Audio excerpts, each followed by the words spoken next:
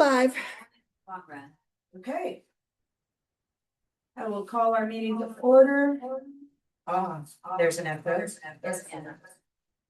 I've got this. Yeah. Can you mute your computer?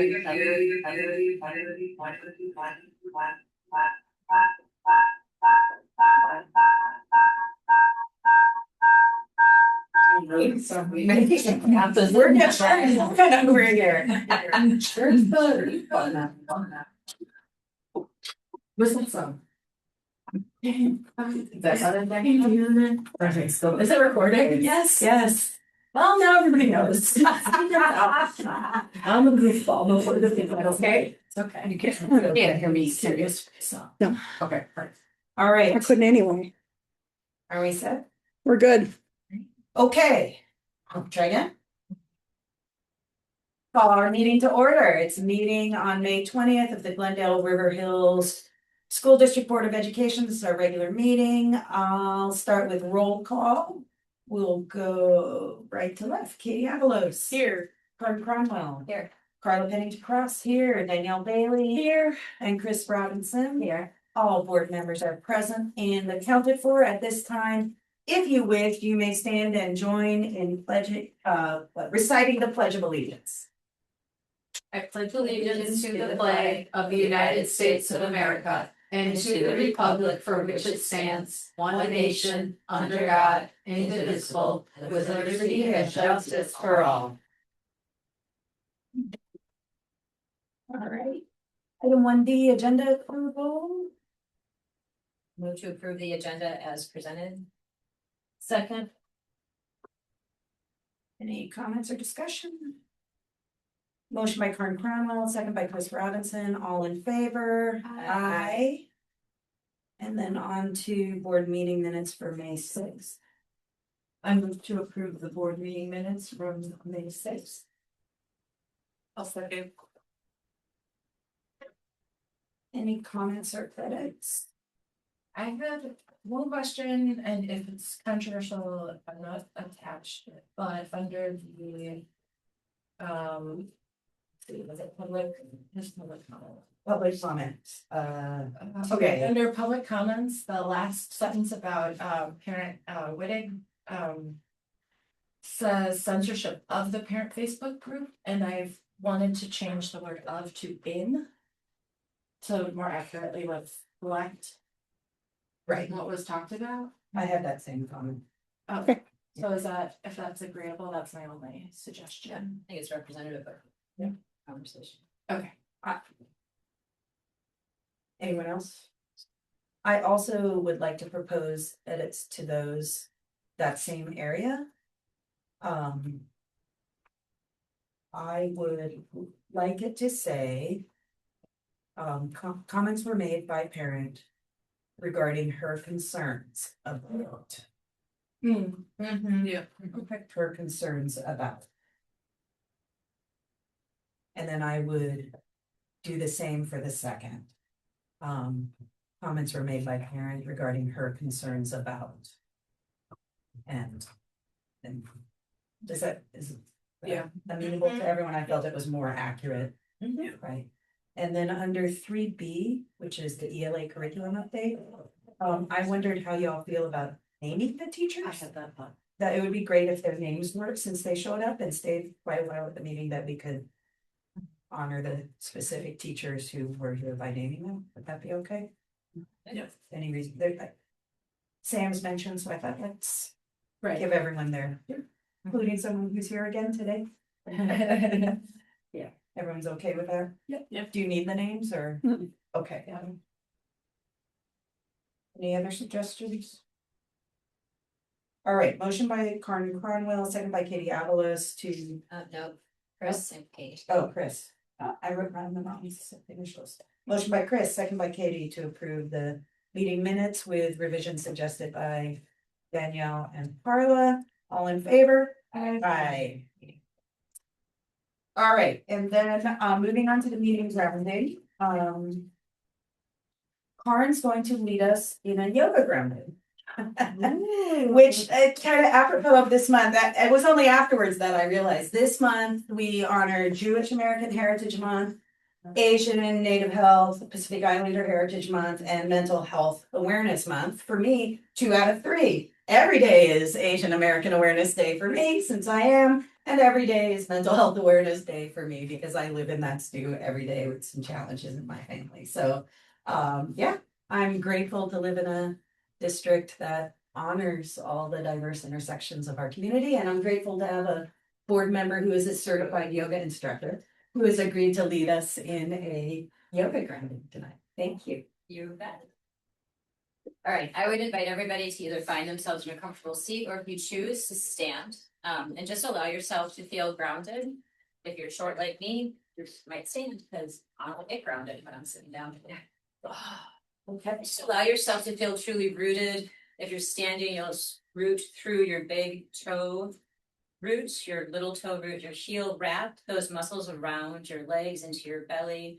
And as you inhale, just feel how your breath enters your body, no judgment, just noticing. And as you exhale, notice how your breath leaves, no judging. On your next inhalation, I invite you to raise your shoulders towards your ears. And as you exhale, let it out. Inhale, raise your shoulders to your ears. Squeeze out the top. Bring those arms up towards your heart center. And as you exhale, let it out. Inhale, roll those shoulders up. And exhale, roll those shoulders low, pressing, finding those shoulder blades gliding down, fingertips energetically reaching through toward the floor. Drop your chin to your chest. Feel the gentle pull. As you exhale, drop your left ear towards your left shoulder. Roll your right shoulder down and back. Yogi's choice, you might bring that left fingertip up to the outside border of your head, just gently adding pressure, no pulling. Let your breath release and relax. On your next exhalation, drop that hand if you brought it up, roll your chin, right ear to right shoulder, roll your left shoulder down and back. Either reaching those fingertips energetically toward the floor, or again, yogi's choice, bringing that right hand up to rest at the crest of your head. No pulling, just gravity. Feel the length.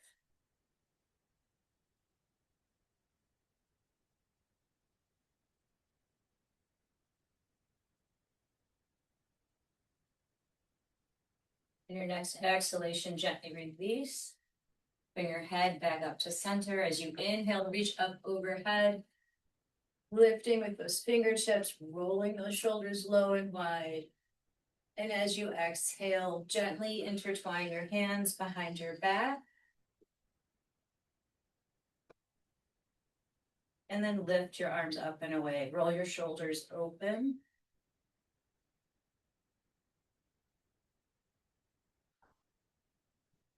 Breathe into your chest. Allow your breath to make space. And as you exhale, gently release, shake out your hands. Take any last movement. It's always neck and shoulder. Here. And then as you're ready, just say thank you. Thank you. Thank you, Bard. That was awesome. Do that before everything. When my head went to this side, I felt it at the top of my iliac crest. Well, It's it's like, your fascia. right, I know. It's an unexpected place for me to go. Ooh, awesome. Thank you. Yes. Moving on to public comments. At this time, visitors may speak on any non-agenda item, if you wish. I see Mr. Martin approaching. Wayne Martin, 7275 North Fort Washington Road. apartment number 1221, Glendale, Wisconsin, 53217. Two-ish things, so in the prior meeting, which I wasn't here for, bullying was mentioned in lack of teacher follow-through. That's something that was an issue when I was going through, and know that one because I was part of the issue sometimes, oftentimes. And if the teachers involved and or administration don't resolve the issue, then students will inevitably try to resolve the issue themselves. And as someone who resolved most of my own issues, I can tell you that is not exactly conducive to healthy behavior a lot of the times. So encourage everyone to try to help out and resolve conflicts as they arise. And then also regarding the following of standards, that was also something that was not routinely enforced, like the handbook I was going through, and several students could have used consistent, clear, and basically followed through upon rules from the school, which is, from the student's perspective, basically law. And when it's not enforced for the students when they're going through school, in some instances, it causes them to disregard laws when they get older. I was looking through my 5th grade yearbook and CCAPing everyone. So far, at least 2 dozen have civil or misdemeanor charges or convictions, and 3 have fairly serious felonies charged or convicted against them currently. So hopefully setting the ground rules here can help reduce that for future classes. And then on a hopefully lighter note, and something you can kick to CISA rather than having you do, the $1,700 federal scholarship thing, which is not technically being supported by Evers in Wisconsin. I don't know if there's potentially the possibility of you having CISA look to set up a SGO in a different state and have them administer the $1,700 effectively tax credit for students here. I'm not a lawyer, so I can't definitely say one way or the other, but just as a reminder, it's if a person puts $1,700 into an SGO, which is for the benefit of ostensibly students or whoever you set up the nonprofit for, they get a $1,700 non-refundable credit on their return. So it's effectively defunding the federal government and funding the local schools. So something to ask CISA if they'll do it for you. Or Andrew. Thank you for Thank the you, Andrew. Anyone else wish to speak on a non-agenda item? Anyone online? Okay, moving on to item 3A, the K-5 ELA curriculum. All right, so Jenica Stick, Director of Teaching and Learning, along with members of the literacy team from Glen Hills and I think we have Mr. Frigger here online for Parker, who will present a report and the board outlining the recommendation of the benchmark advanced core.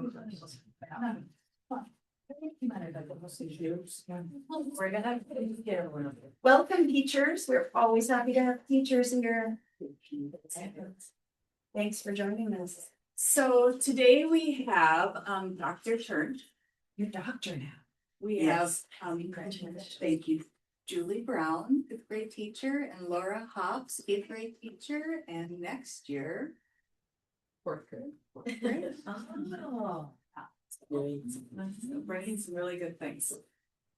Okay, so we are here to talk about a real fast turnaround, thanks to a very exciting grant coming out of DPI. Which is due on Friday, May 22nd. So we are doing a fast turnaround to talk about benchmark advanced, a kindergarten through 5th grade curriculum. So in your board report, there is a recommendation that the board approve the adoption of benchmark advanced, which is a core ELA curriculum. It covers phonics, it covers reading, it covers writing, so it's comprehensive and covers all components of ELA. for our kindergarten through fifth grade students. We'd like to start this for the 26-27 school year and have it in place for 5 years per the contract. So I'm just gonna kind of go through the process that we went through to get to this point. And then we'll do some talk about some of the really high quality pieces of this curriculum and then stay for any questions with the staff. All right. So we did a multi-phase process. So we did our pre-adoption curriculum review. Okay, so we started with looking at different curriculums, looking at curriculums that were on the list or were going to be on the list from the Reading Council that would qualify for the grant. Many of the curriculums were ticked off based on they didn't align with our equity lens. They were not a knowledge-based curriculum, and they had a whole bunch of different components to them, which is what we're currently already doing. So that's why they were kind of wiped off right away. So we created a review team to kind of look through all these components. We had teachers from multiple different grade levels on the team. We had administrators, coaches, special education teachers, so for a variety of perspectives to have some good discussions. Part of the review protocol was looking at, do we have alignment with Act 20? So we looked at the ratings from the Reading Council. We also looked at ed reports, how benchmark was rated. So it was rated high in each. It clearly made the list, so it is aligned with the science of reading. We also dug into ensuring that it had that explicit phonics and all the pillars of Act 20 ourselves. The literacy coaches spent a lot of time digging in deep, looking at that scope and sequence of that explicit phonics, because our students need some, based on data, need some real explicit instruction around that. We also have some gaps in language and vocabulary, so we really wanted to focus in on a curriculum that was knowledge building. So we noticed that a lot of our students in K4, K5 already come in with a language gap. So we wanted to ensure that we're closing that gap as soon as possible with building and utilizing this knowledge-based curriculum. So those were some of the pieces to it. Then we also made sure that it was aligned with our equity lens. And you'll talk more on that piece later. That it had decodable text, that we were able to manage this curriculum with the staffing we had and the supports in our buildings. Also teacher usability. Like, is this gonna be, we're gonna need to be pulling all different things to help support this curriculum? No, everything is there with it, kind of like the HMH curriculum, that everything is aligned within it. The intervention is also, so being cohesive, the intervention is also aligned to the curriculum. So instead of a student being taken out working on this skill, then they're over here working on this skill, then they're going back in the classroom working on this and having that heavy cognitive load of doing all these different things. Everything is aligned together. And Kelly can speak to like the interventions and the special education teachers are like, thank you. You know, so this will really help support. So then we did a little materials exploration. So we did get samples of all the kits for every grade level. So they had an opportunity to look at those. We had Benchmark come out and do an overview with Parkway, and then also with our 4th and 5th grade teachers. We're doing some different pilot lessons. 3rd grade's been doing them all throughout the week and having different peers go in and watch some of the lessons. So we're still in that process a little bit. I've been meeting with each grade level at PLTs, and you met with 4th and 5th grade. I'm just gathering information, asking questions like what barriers do you think are going to be happening? What are you most excited about? What can we do to help support you for the upcoming school year? So we're gathering all that input. And that's part of those feedback sessions. We also did site visits.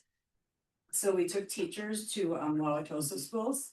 So Wauwatosa has been utilizing this curriculum for the last 2 years. They'll be going into their 3rd year. We selected a school that mirrors our school, which was very important to us.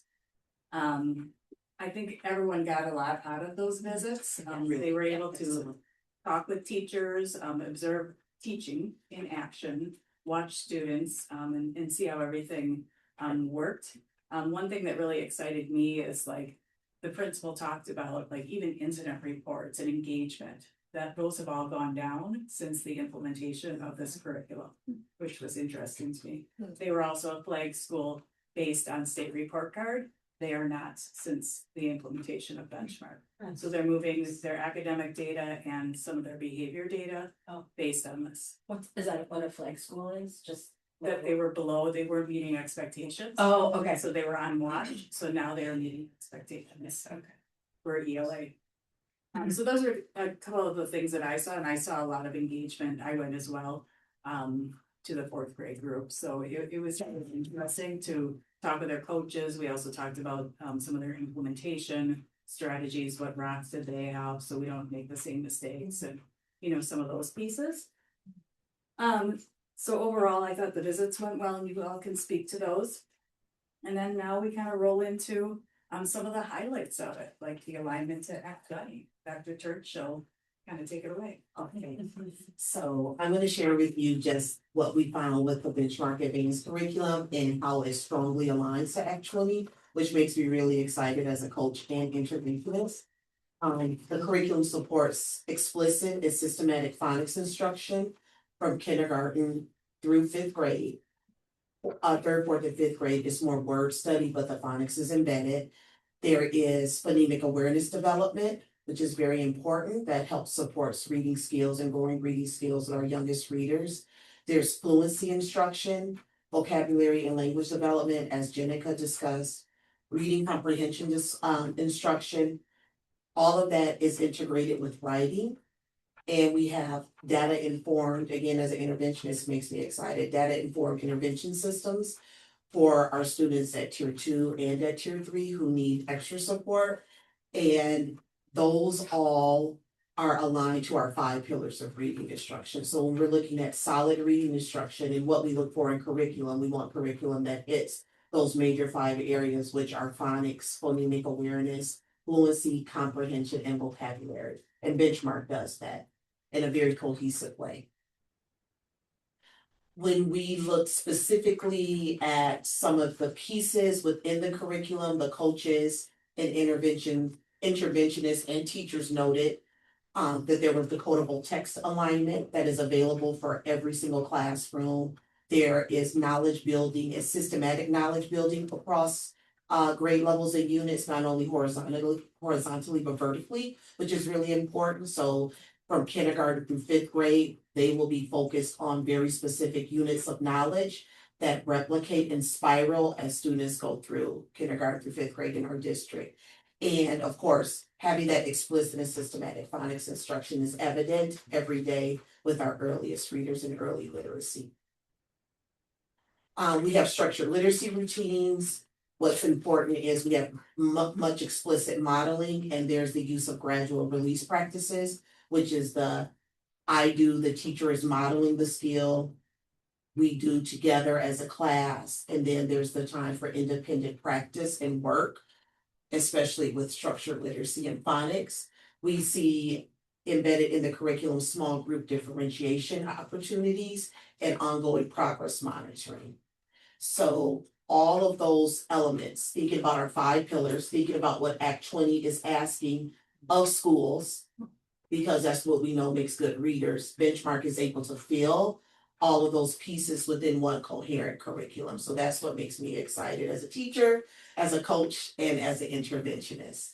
And this curriculum, as Jenica noted, it does qualify this year for the Department of Public Instruction Act 20 Literacy Grant. So we're excited about that there is the opportunity to apply for that grant. I'm gonna also talk about knowledge building, which is, again, what makes me very excited. And most of our teachers are excited about that. Rather than teaching reading and comprehension and all of these skills in a very isolated hit or miss type fashion, we are working with a curriculum, or hope to work with a curriculum, right? We hope. Yeah. Yeah, if you want to pass those out, that would be perfect. That intentionally aligns to grow students' background knowledge across coherent units and coherent themes, as I stated, across kindergarten through grade 5. There are very diverse content-rich texts. All of the units are based in science and social studies integration, which is very important. And there is intentional background knowledge and vocabulary development.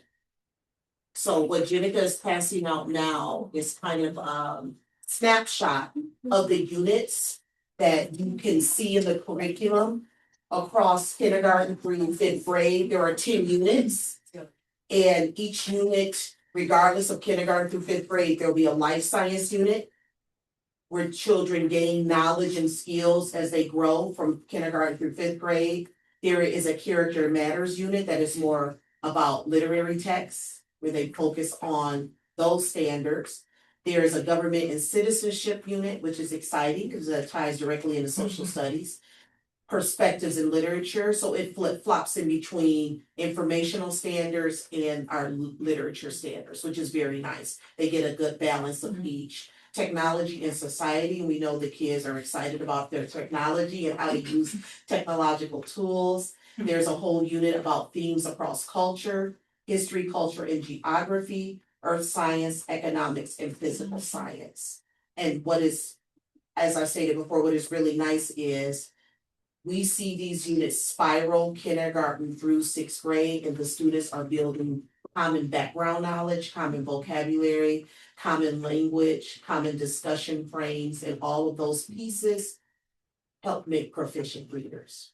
And it's done in a very systematic, clear way for our teachers, for our coaches, and our interventionists as well. Provides access to students. Right. That building that background knowledge as well. Another area that really excites me is it gives everybody, as you stated, access to grade level rigorous texts and complex texts. So looking at what we're doing at tier 1, every student will have access to the same information or basic information as they're building knowledge. And then we have opportunities to then differentiate and provide scaffolded supports for everybody, but it provides an equitable playing field, equitable for teachers and equitable for students. So we know that in each classroom, students are coming in with some knowledge frames, and they are leaving with very specific knowledge frames. Another highlight of Benchmark, I think, is really strong, that it really teaches students how to participate in academic discourse and discussions. Yeah.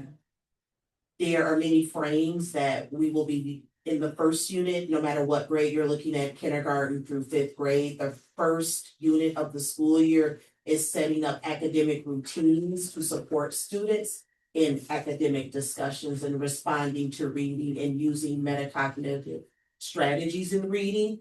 And those routines that are taught at the beginning of the year, and those frames and the supports that they are taught during that first month of school are the tools that they'll be using to participate in the curriculum for the rest of the year. So that starts us on a really strong foundation, no matter where we are at, kindergarten, second grade, or third grade. We are all starting with building those very important instructional routines so that students can discuss academically, right? And turn on the academic discourse and write and express themselves using academic language. There's many opportunities for higher order thinking. There is, of course, not only are they being taught the metacognitive strategies and how to apply that to reading and to be very active readers and not so much passive readers. So while they're working on the metacognition, we're working on integrating what they're learning through not only narrative writing, but they'll be working on expository writing. And then at the end of each unit, there's opportunity to take all of that learning and to create these wonderful student choice research projects, which is really nice, taking all of the knowledge that they learned throughout the unit to create some research around that. So I think just with Benchmark overall, students will be able to grow successfully using all types of knowledge threads through Scarborough's rope. I know Laura was mentioning that after school to become more skillful readers, and I'll let her talk a little bit more about that. Last thing I just want to discuss with the board is just the what we saw as coaches and teachers and interventionists is that Benchmark has received national recognition for being committed to equitable literacy instruction, which we all think is very important, and inclusive access for all learners. So we are looking at all students receiving that very rigorous instruction for a tier one, but being able to, within this curriculum, without going to have to find outside sources, we have the resources to provide scaffolding support for our students who are still growing in their literacy skills, and it's all interconnected. There are multilingual learner supports and multilingual dictionaries that we have access to online, which is excellent. Many of the lessons are aligned to WIDA language standards, and that's already laid out for teachers and for our multilingual learner specialists, and she sits in our PLTs. She can help support our multilingual learners in that aspect. And it's not just a one and done deal. We see those supports in each phase of the lesson over the course of the week, which is really nice. There are many scaffolds inherent and many accessibility tools. So there's access to digital tools that students can use to help them with their phonics instruction, help them with their writing instruction, help them with their vocabulary instruction and their phonemic awareness, lots of songs and things that the little ones love to sing. There's so many differentiated pathways for strategic and intensive support, which is really exciting for me as an interventionist, flexible grouping structures, and of course, they're meaningful tasks that we think our students will really be excited about digging into and learning. And that's what we learned in TOSA, that the students were excited about the learning, they're excited about the knowledge that they're building, they're excited about having common ideas to discuss with one another in class. So we're really excited about that piece too. And that we, not only do we have the curricular pieces that are in here, but they are very diverse and authentic texts. And there's still access and time for us to still bring in trade books, to still do read aloud with authentic chapter books and text and picture books, depending on the grade level. So there's space in that curriculum for all of that as well. So I'm very excited. I'm very excited. I think that's all I think I just want to share. Last thing, and then I'll let turn it back over to Jenica. I think when we think about equity in our district and equity of instruction, not only for students, it provides equity and professional development for teachers, because it also has embedded professional development for within the curriculum that teachers can access, that comes with the purchase. And sometimes we know, just as teachers, that going to get professional development sometimes can be cost prohibitive, right? That some of us cannot afford to go and spend $300, to go to something that we're really interested in to support our work within a curriculum. They have the curriculum professional development already laid out for us. It's something that we can use during our PLTs, something that teachers can access at home on Saturday mornings. But I think that's important as well. So it's equitable for students, but it also provides equity for our teachers as well, so that they can grow in their knowledge and understanding. No problem. All right, do we want to do questions or talk about kind of our plans for professional development and some finance? I think we should let you all finish doing all your talking, and then we can. Does that work? Yeah. Yeah. That works. Yeah. So how about teachers? Anything you would like to share about? I just took down some notes when I went to observe, and I think you kind of covered pretty much. I do think the most impressive thing for me was to see the amount of engagement there was with the students, and just they were really just knew how everything worked. It just was very collaborative and great discussions. One of the other things is that it's very strong structure for both teachers and for the students.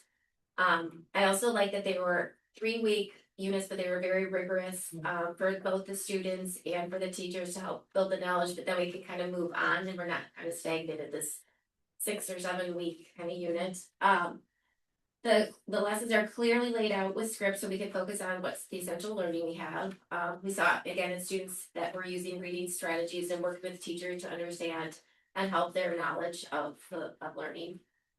It provides teaching slides for us, and so what kind of Shawan was saying too is that we don't have to look for other types of sources or books. Everything is kind of within that, so we can focus more on our teaching and what we can do to help our students. Again, I was really impressed with the classroom, and the students were very fully engaged in collaborating with each other, so that was awesome. They have thoughtful conversations between the students, the increased engagement with each other. It's also nice that it provides weekly assessments digitally so that we can quickly look at, what they're doing and how we can assess it and move forward as we are teaching and how we can help our students.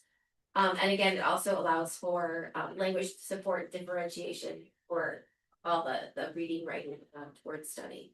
So overall, I thought it was pretty terrific, and the kids were amazing, so. Thank you, Julie. I guess what I'll add is I'm super excited and grateful to have the opportunity to even think about implementing this curriculum next year. To go back to Scarborough's reading road, I think the really cool thing about reading instruction is there is so much research around how the human brain learns how to read and best practices for teaching students how to read. And the amazing thing about this curriculum is it's rooted from the ground up in that science of reading, which is both, as was already stated, word recognition, phonics, phonemic awareness, graphemes, all that good stuff. But then also comprehension, and this curriculum takes all those pieces and intentionally puts it together.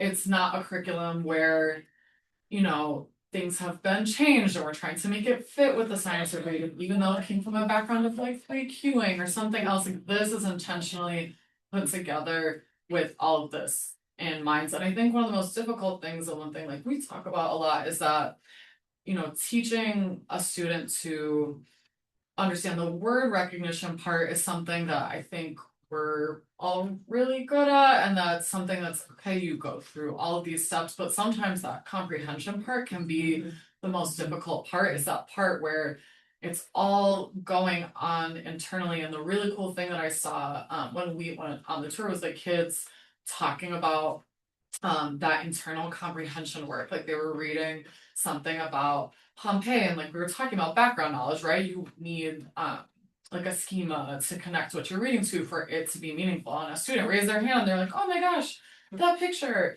reminds me of the rocks we were looking at in the science unit. Is that the same kind of rock? And then they were talking about the volcanoes. Like, that was very cool. The teacher was talking about, oh, this is a text to self connection, a text to text connections. And the kids were actually annotating that, right? To be a good reader, we're like picturing things in our mind. They had a spot to like stop and sketch. So I think that this curriculum is really going to move students in the way that we want them to move. They're going to be set up with the strongest word recognition background, so that when they get to those upper grades, they're not working on that intense comprehension while still having gaps in word recognition, which, like we've talked about, we don't want a high cognitive load. This does that. You can open the book and see, okay, this is like the explicit phonics instruction that's going to set kids up so that they can just do the thinking work and not be worried about like, well, why is this spelled this way? What's the rule for this? I don't really know this.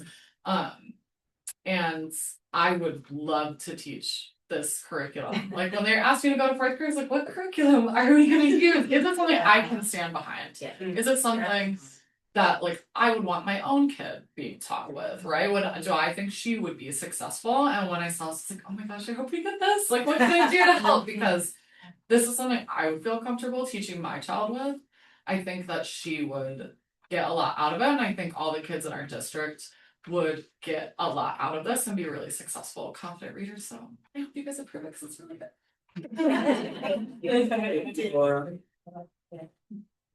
Good people. So we might have Ryan online. You wanna add anything? Oh, you want me to unmute? Well, I'll let him talk. And maybe I need to mute. Yep. Can you hear me? Yes. Oh, hello, everybody. And myself. We just have to be silent.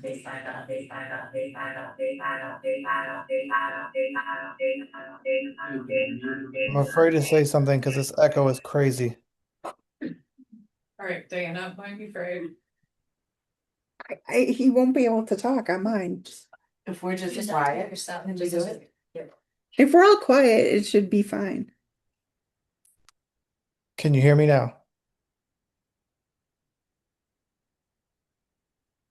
I can't see anything. Go ahead and talk, go ahead and talk, go ahead and talk, go ahead and talk, go ahead and talk, go ahead and talk, go ahead and talk, go ahead and talk, go ahead and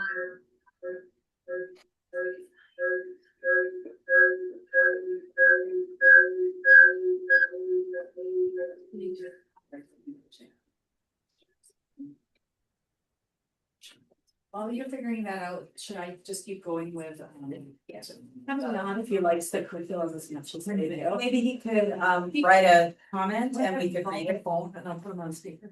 Sure. Oh, that's a great idea. I know, it's like, How about that? Meanwhile. Yeah, while we're waiting for the phone call, so we kind of have a proposed rollout plan, that's kind of the next section of this. Just kind of like, what is the district planning on doing, supporting this rollout? So we are looking at, the coaches and myself have been meeting like continuously over the last week, I'm kind of drafting a let's go plan.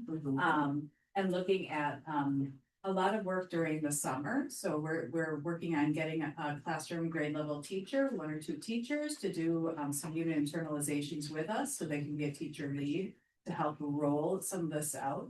So we'll have coaching staff and teacher leads working on rolling out the curriculum. We'll have instructional coaching cycles. We'll have collaborative planning structures in place, so teachers have time to do that planning at their PLTs, weekly planning.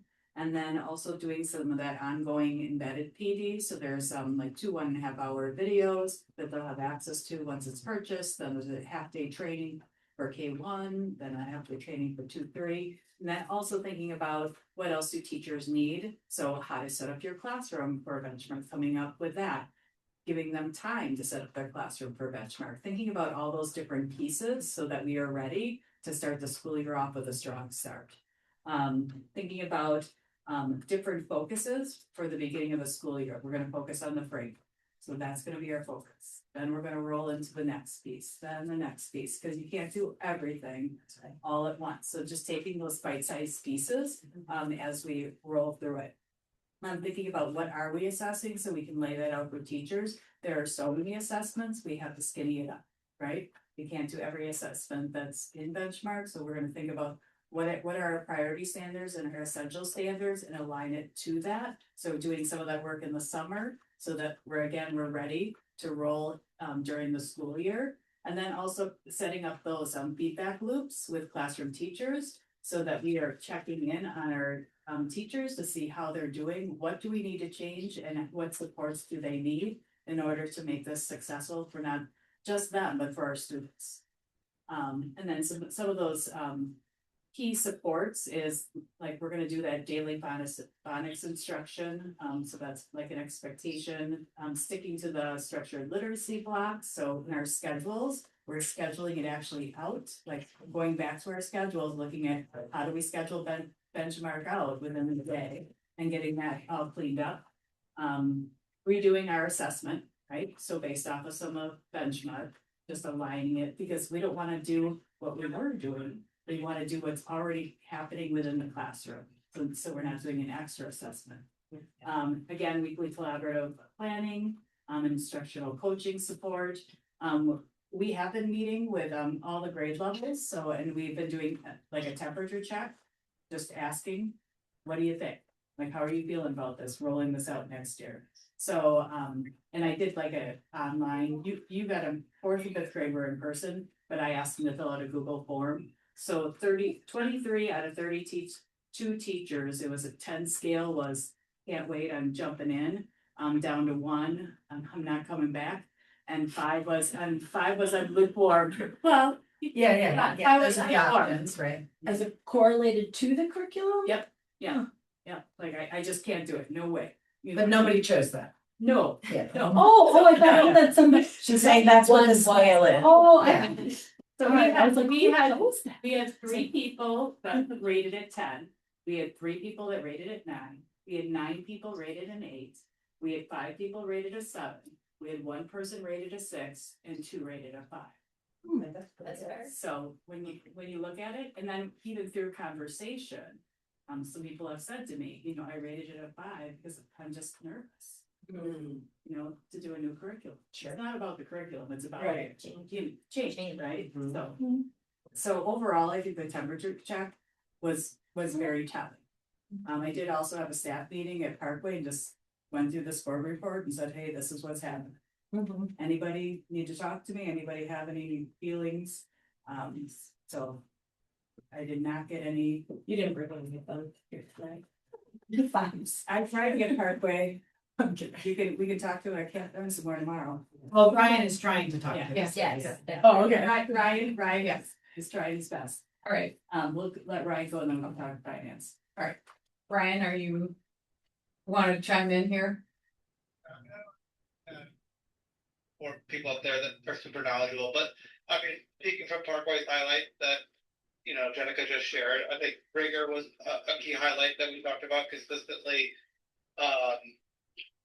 And then obviously from an administrative lens, when I'm looking at the building, the cohesiveness around the unit being the same throughout the building. Is there already been conversations about, you know, how does Allied Art fit into the unit?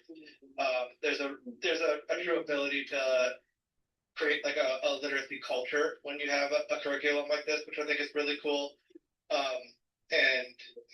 Other than that, like everything those 4 have talked about are all highlighted within the highlights of our conversations with staff. And highlight the document that Jenica is talking about. We were getting feedback from staff. So overall, it's been very positive. And now the hard work of implementing new curriculum, which is always challenging, but you know, the staff is up for it. Thank you, Ryan. Thanks, Brian. Appreciate you. Have a great night. Thank you, Ryan. Bye. On to money? On to money, so fiscal responsibility. So Benchmark is on the DPI curriculum, literacy curriculum grant list. And with that grant, the deadline for the application is May 22nd, which is this Friday. The grant does offer up to 50% reimbursement for core instructional materials and for student consumables. Okay, so I have 2 different quotes here. One is a K-5 through 3rd. The reason why it's broken out is because the grant is only for paid 5K through 3rd grade. So that would be the quote that could be applied to the grant. And just to be clear, it's up to 50%. It's not a guaranteed 50%. And then for 4th and 5th grade, that would be a straight quote. So I did do looking at what we've had in the past, and with this, we've been doing workshop for about 10 years now, and I can say that our 3rd through 8th grade have had the same workshop books for 10 years, which really could be updated if we were to choose to do that, but we have not, because we knew this was coming down the pike, right? We've added 95% to fill in a hole, and that was $18,000 per year, just for the phonics piece. Okay, not including refreshing libraries with books, doing shared reading books, changing mentor texts, adding shared reading, doing interactive read alouds, which can cost between $10,000 and $40,000 a year. We have not done that in the last couple of years, spent that money. But if we were to stay in something like this, we would want to refresh some of these things and update things and all of that. So when looking at Benchmark Advanced and looking at the 5-year quotes, the 5-year quotes gives us a significant savings. Instead of doing a one year, the savings of doing a 5-year is like $130,000 versus doing like a 1 year overall. So the 5 years is important to move forward with a 5-year quote. And then I did do a breakout. It's about the quotes, it's about $29,264 per year for all encompassing. So that would be the reading, the writing, the word study, everything involved for this curriculum for it's all included in the quote, but if I broke the quote out, the 5-year quote, the yearly thing would be 29,264 for consumables. For consumables, All the grades though. yeah, it's both, yeah, Quotes together. yeah, okay, yeah, both quotes together. So when I looked at it, I'm like, okay, we were paying 18,000 just for phonics, and this is all Yeah. encompassing for consumables, we would be paying 29,000, which it seems like a good deal. So, and you all had links to the quotes as well. Are there any questions on the quotes? Within these quotes, we do have a kit for special education. For every special education teacher in here as well. Yeah. So that's included. That's included in this quote. And these quotes are the full cost we'd be looking at. It's a Yeah, 5-year for quote, 5 years. not each year for 5 Nope, years. no. I got it.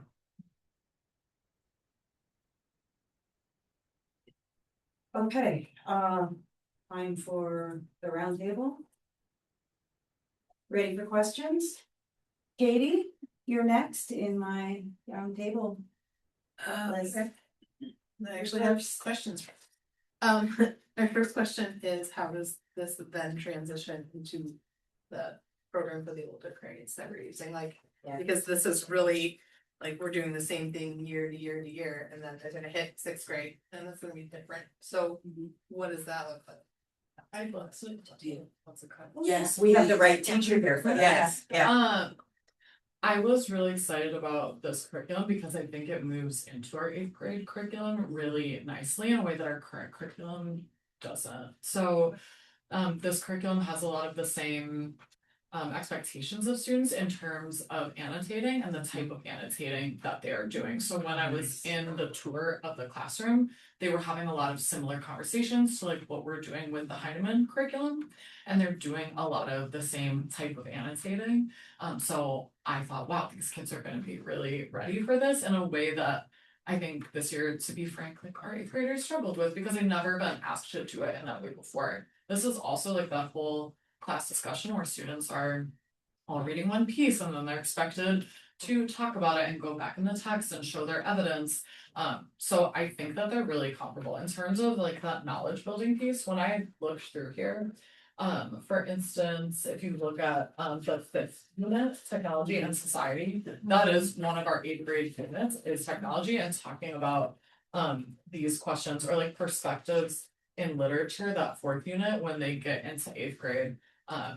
Yeah, exactly. They have to write an essay where they're talking about, comparing and contrasting two pieces and saying, okay, what is the point of view in these two pieces, the literary essay. So when I look at this, I'm really excited because kids are all gonna have this opportunity to get this background information and bring it up into the middle school curriculum and have something to talk about. So even though it's not the same exact knowledge building in middle school, they're going to have the annotating pieces and they're going to have talked about a lot of things that we discuss in science, in social studies, in English. So I actually think it works together really well in a way that the current Lucy Hawkins curriculum doesn't do. So, and then my other question was, I heard a lot about how this bring the students up who need extra help. My personal students have always been the higher end. And Marissa hasn't yet, but I suspect she will. All 3 of them get to Nicolay and hit a wall because they've never really been challenged by what's happening here. Does this help the older, like the higher end? Like, I know that we heard last time that the other one has the option to do that. Does this also do that? Like, so For accelerated learning. right? So Yeah. you can challenge like the higher end kids, because I know like in math, it's been a thing. Like math is bumping your head. English, it doesn't work the same way. You can't really do that. So my students have just been, cool, this is super easy. And then they get to Nicolay and they're like, oh, I can take challenging classes. And then they get there and they're like, I don't know how to be challenged in English. So can we do that?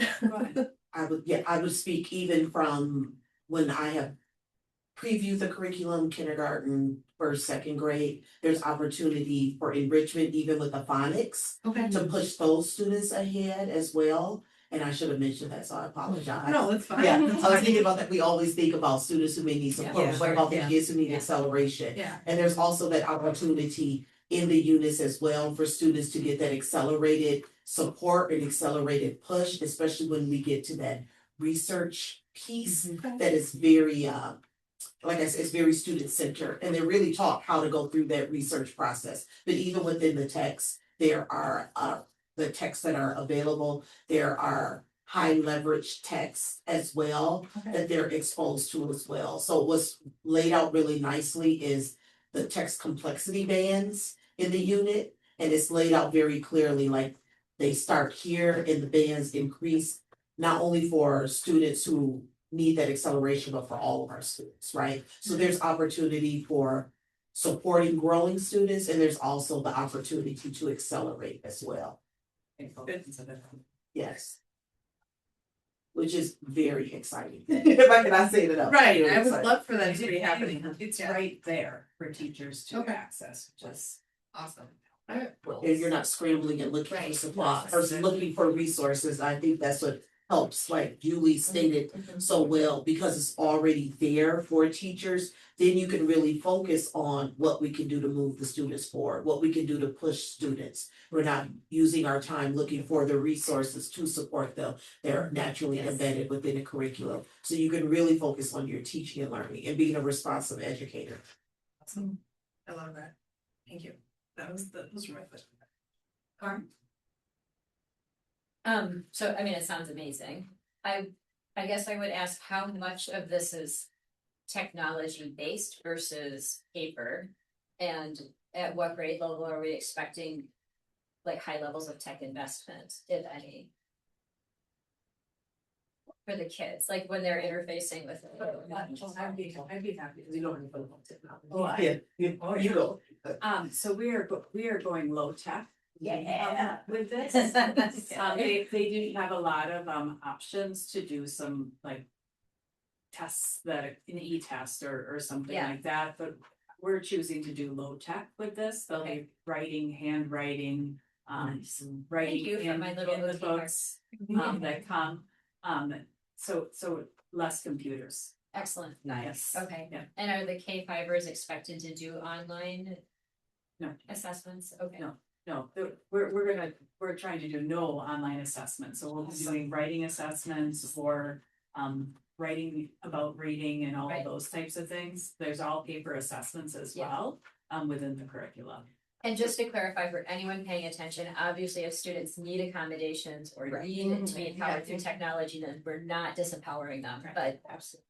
So if a student needs an iPad to support them, Absolutely. with that, yes, Okay, thank you very much. but not a whole class practice. And when we looked at other curriculums, that is why we did not even go further, because there were so many curriculums where everything is computer facing. And we know that's not the best way for our growing learners, especially in elementary school, to learn reading and writing skills. They need to have books in hand, paper and pencil in hand.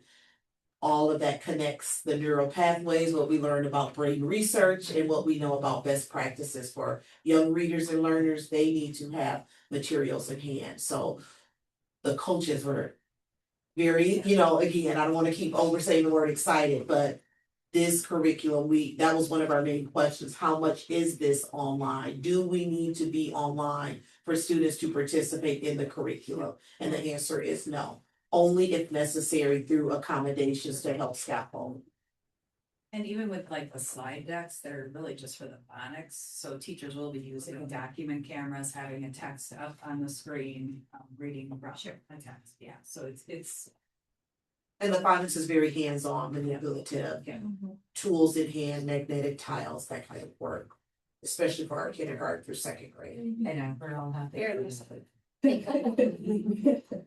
Anything else, Karen? No, Katie asked the other questions. Yeah, same. I love this. And I love, I just want to thank you for an excellent presentation. As I was writing notes and jotting questions, I wish you could see. I use Oxford stuff. Is that what they call it? Cornell notes? Cornell notes. The lawyer Oh, thing. wow. Yes. You'll notice all the crossouts. Yeah. Because as I wrote down notes, then later on you all answered my questions, which is lovely. So thank you. Thank you for really strong source of information. I always have this philosophic wondering, do kids get to hold books anymore? A lot of my kids' experience was, and I watch my kids working on devices, and I can't go back and forth on a device. I can't, just want to be able to flip pages. So it's really exciting for me to hear that we're working on going back to that. And my son, is going to be doing a presentation on loneliness and the relationship between technology and loneliness for Gen Z. And I think a lot about how for many kids, school is where you touch your first device. And that's where you go down the rabbit hole. So when I think about our little learners, especially, it excites me that we are all kind of on the same page here and wanting to move away from that and get them back to their hands. I am curious what happens with K4, is this curriculum starts at K5 and we bring in K4 kids. What do they have a specific curriculum, or are they pulling out of this? Benchmark just created a K4 curriculum, but we have not walked through that curriculum yet. And with the heavy lift of doing K5 all the way through 5th grade and currently having a 6-8 going. We wanted to hold on K4. Okay. And then look. Because it's not packaged with this. It's separate. It's not, it is aligned to this. Right. But they're aligning it to this. So it was kind of an old K4 package that they're rebooting. So we need to dig into it before we say we want to roll with K4. Perfect. And that's a lot of supplies and new babies and stuff. So Just curious. I'm just curious what's happening there. And love the Ryan's mention of a culture of literacy. That makes me sing. You mentioned something about assessments. You guys were using like Ames Web, right? Is this going to replace that? That's state mandated. Oh, so that still has to happen. Yeah. But then for teachers working in teacher space, you have the assessments within this program. Within this program. Okay. Trying to skinny off some of the other pieces, right? So if we don't want to use like an Eames and this or this isn't the same thing. So we need to just work our way through it, get our hands on more of the curriculum to kind of work. We need the summer to do some of that work. Okay, awesome. Thank you. Danielle? Just piggybacking on the assessments, because you were saying, like there are a lot of assessments in the benchmark. And I was wondering, like, are there a lot of assessments in benchmark? Like for a reason, like is that somehow tied to, part of why the curriculum is successful? Or there's a lot of options. So let's say a student is not doing well on something, so they have a whole like quick check manual on like putting phonemic awareness, of quick check manual on fluency. So there's all these additional manuals that you can do different checks on, which you may use for some students. Right. But in our first year, we would use a lot of those whole class. They also have like a beginning of the year assessment and an end of the year assessment. Can we get some of that information from Ames Web? Yeah. So we're not going to give the benchmark assessment when we're already state mandated to get all that information from Ames Web. So we don't want to double the work for our teachers and put students through double testing of the same thing. Thanks. That clarifies it. Your excitement's palpable. I'm really excited for my K4 soon to be K5 kids who get to experience this. I'm a little sad for my 5th grader who hasn't gotten this. He's getting HMA. I know, so I am excited for that too. I'm wondering about sort of like family engagement. I quickly looked at the site. It looks like there might be an app, but like I will just say, as a family member who struggled to follow any cohesive, like what my kid is learning in ELA thus far, like sometimes need to just get 3 pages stapled together with a story, and I'm like, why? What are you guys learning? My kid doesn't tell me anything, but we should have talked about that. So this is a big part of it, right? Yeah, and I kind of feel like this will increase family engagement if I can be like easily follow along. So there'll be an introduction family letter that goes out to the unit, and then every week, or they have like a little book that they're working out of, and there's family engagement activities that come with that, and that goes home. So we're things are going to be going home, and there's going to be discussion times and all of that. I think that's going to come out of having access to those pieces. So I'm really excited about the family engagement piece to this curriculum and how many things will be going home from it. So we kind of broke that out just the other day, Right, Um, just discuss. how we were gonna communicate with families, so. Last question is about finances. So the grant, to apply for the grant, do you have to actually buy the curriculum like tomorrow? Okay, and the grant is not guaranteed. You could get anywhere from 0 to 50% of the cost. What do you think the likelihood? Are we optimistic, or it's just like try Always because? optimistic. Is that because it's a some certain appropriation? There's a. It just depends on how many people Bucket of apply. money, and it'll depend on how many sums apply. Okay. It did come out, I mean, last week. Yeah.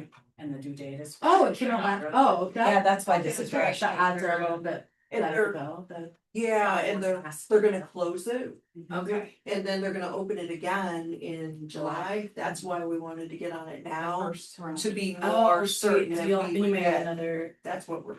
Okay, awesome. Regardless, though, it seems like it's a cost savings. Financially, yeah. Yay. All of my questions have been answered. Thank you so much. I'm very excited. Come around again, any photo?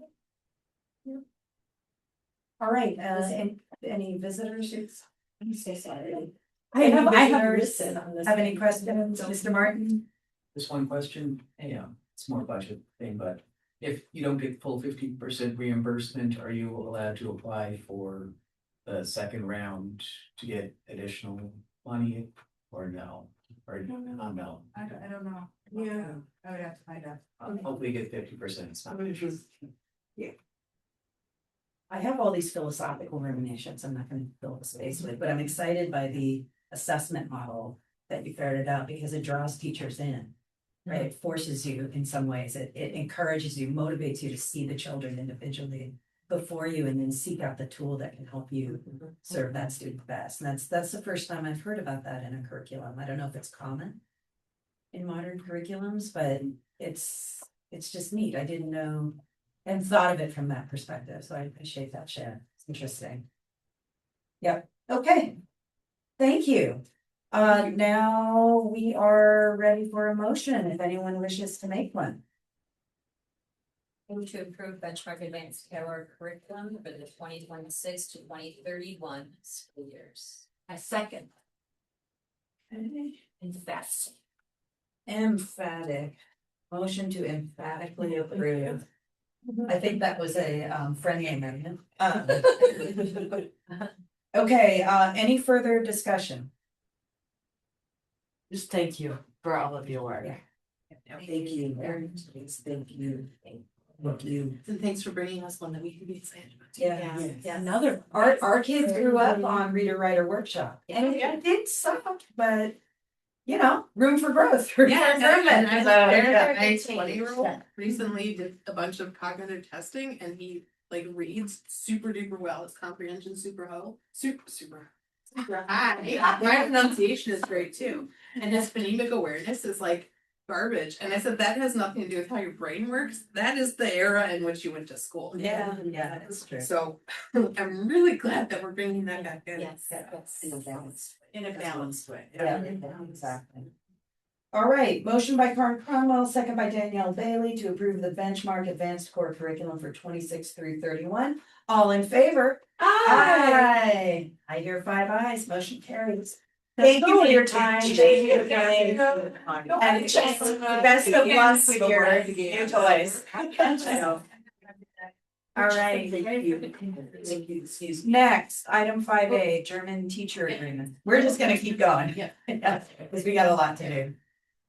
So the German teacher agreement, Michelle Brown has attached and will present support the shared service agreement with Nicolay for the German teacher position at Glen Hills. So the district has been sharing services with Nicolay for several years. I'm not exactly sure how many. This is the standard 660301 agreement to share those services. They will, the German teacher will spend approximately 62.5% of his time working for Nicolay and 37.5% of his time working for Glendale-River Hills, and the district will pay that 37.5% of his expenses.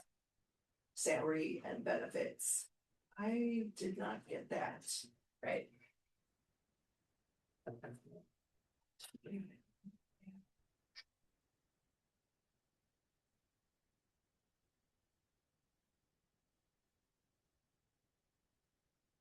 Need to see if I have that. Oh, so the contract doesn't. No, it's Nicolay decides it. May not be, I think that was on their agenda Monday, so I'm going to check. well, it wouldn't say the salary, though, probably. I don't know what It their might. wage increases were.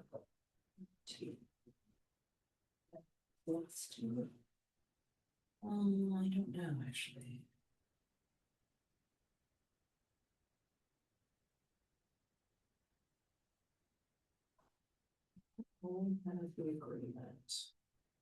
Have they settled their all through negotiations yet? I'm not sure. Okay. Yeah, so we may not have that. You might not. We don't know what his salary is, but we know what our agreement has always been. Yeah. Yeah, it's the same percentage or so. Should we have that in everybody? It's just part of. I got it. Thank you. Well, we can decide if it's necessary to know. I don't think it's necessary to know. Because it is what it is and we have no control. Right? Nicolay decides. The control is whether or not we approve the shared services agreement. Yeah, Right. yeah, I mean, the component of this is that we're gonna pay that percentage to have, to continue to offer German to our students regardless of the, whatever their increase they. It likely is comparable because that's I mean, they can negotiate up to that, right? So I mean, it's likely a comparable increase, so. What, yeah, so if you look at like whatever our 37.5. Yes, our 37.5% is, you can look at whatever that payment was for last year and probably factor in a 2.63% increase to that. In salary and then. Yeah. Some larger increase to the Benny side, right? I can't imagine much. A little bit. Yeah, I don't, Yeah, exactly. I don't think there's supposed to increase either. No, I Okay. don't think so either. No, I think they're at 0%. District was, yeah. Yeah, well, I think I think whatever the difference in it would be nominal, but it's an ongoing course selection that we offer to students and Right. I don't know where we would find a 0.375 or 37.5 teacher for German. Yeah, if we were looking. Is that what people are looking for is My only. German teacher agreement from last year? I just found it oddly. Salary wasn't there last year either. But I think. It's exactly the same contract, basically. But we were not given his salary last year either. Well, that doesn't mean we weren't given it, just means it was like we might have talked about it. Well, I don't see evidence that. Where you might pay my number. Do you remember talking? I don't think it's ever been. I think we just approve Approve the the shared contract. service agreement. Yeah, so I would just ask that if we go forward with the vote, would you follow up by letting us know what that is? And my question about it would just be, is the German teacher, like the rest of our staff, at 90% of the like how does that, you know, like where does he sit? I would just be curious to know, since that is one of our. Yeah, so Nicolay has its own pay scale though, and so his salary is configured on their pay scale, so they're not gonna follow our pay scale, they're gonna follow Nicolay's pay. So I would just be curious to know. Yeah. That's all. Yeah. If that's possible to know, I guess. 'Cause Yeah. I know it's. It'd be like hard to three. find an exact comparable to figure out what the Just like market rate is. 100% of someone with his expertise as a German teacher, maybe. I think it's an interesting question, but we don't have any influence over his income anyway. That's why I said as a follow-up, it's just, I'm just curious where he sits, because we know where the rest of our staff are, you know, that's all. It's not make or break, it's just. Sure. I mean, we don't have any influence over other contracted staff either. All right, does anyone want to make a motion? Yeah. I move to approve the shared service agreement with Nicolay High School for the German teacher position at Glen Hills. Second. All right, discussion, who's up next? Danielle. This contract is just very, like, funny. It's written in like just to me, funny legalese, so, and totally unsolicited feedback. I don't know who wrote it, but it could be written like far more in plain language, I think. It was probably written like 20 years ago. Right, that's why I'm like, so Just probably written before very, this like, particular German just teacher. just a laughable aside, but Yeah. we can all witness this contract Whereof. together. Yeah, we can witness. Anyway, that's it, no. No, I pictured it on parchment. Right? On a scroll, a parchment scroll, yeah. No, I'm happy that we can continue to offer this Yeah. language to our students, it's the big thing, that's all. It's really special. Chris? I think this is one of the special unique things about the district to offer students this opportunity and I to continue it. I think he's also very popular Yes, teacher and that really just sticks with people, makes a difference in their lives. Yeah. Katie? Second, Chris says he's a really magical man. Most kids who take German here stick with German at Nicolay because of the teacher, not because of the language. Does he teach every German class? Yep. He's the only German teacher Yep. there. Yeah. I actually think it's a really awesome continuity for our students to Yes, have yeah, this kind of bridging. And as someone who knows people who were teaching German and had to get certified in other languages because German as a language in schools is dying out. Yeah. I appreciate that we're still actively cultivating it as a actual foreign language in our program. Ditto. All that. Can I piggyback off Karen, if they teach French at Nicolay, maybe one day that's something you could explore, like shared services to The offer. French teacher is shared with Bayside. Yes. Oh, really? Yes. Interesting. We're Anyway. specializing. No, yeah, I know, I'm just, Any visitor questions or comments? Mr. Martin? I believe Nicolay is trying to work out a fringe joint service agreement, and I don't know if they've one there is left or not, but they're, I believe, struggling to find replacements. Oh, for French? I believe so. That could be, I remember when Ethan was there, she had a baby, so that spells the end of such agreements. All right, we got a motion by Chris Robinson, second by Daniel Bailey to approve the shared service agreement with Nicolay for the German teacher position. At Glen Hills. All in favor? Aye. Motion carries. Thank you, Ms. Wagner. Alright, moving on to staffing changes, on behalf of the school board, I just want to make for transparency purposes, I've accepted the resignation of Larissa Johnson as our health room and attendance assistant at Glen Hills Middle School. So she will be leaving us, so we'll be opening that position, so at some point in time before the start of next school year, you'll be seeing that position come back around, so just kind of keeping that on your radar as we look for a new hire. In addition to that, tonight I'm recommending the hire of Taylor Walker as a first grade teacher at Parkway Elementary School, and that is replacing the teacher who will not be returning next school year. And Brian Laser as a cross-categorical special education teacher at Parkway Elementary, and that is the cross-categorical position that you recently approved as board. Okay. So those are the two hires that I'm recommending this evening. All right, anyone want to make a motion?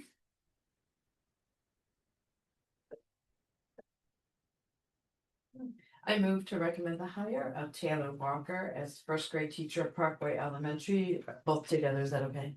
Yeah. And Brian Laser as cross-categorical special education teacher at Parkway Elementary. And you said recommend, but you meant to approve, right? Motion to Yes, approve. I meant that, thank you. All right, is there a second? Second. Right, discussion, Karen? Their backgrounds seem really strong, so I was glad to see a lot of differentiated experiences between the two of them, so that was nice. Got nothing, Danielle? Chris, Echo what Karen said, I think they'll be a good fit. Katie? Welcome. All right, the motion is by Chris Robinson, second by Karen Cronwell to approve the hire of Taylor Walker as a first grade teacher at Parkway, Brian Laser as a cross-categorical SPED teacher at Parkway. All in favor? Aye. Motion carries. Welcome, Taylor and Brian, and thank you for joining our amazing community. All right, at this time on the agenda, we've got a 5-minute break, and I think we probably need it. Yeah, let's go. I'll be calling us back in 5 minutes. Something about starting off with yoga and then sitting, that like. Yeah, no, okay.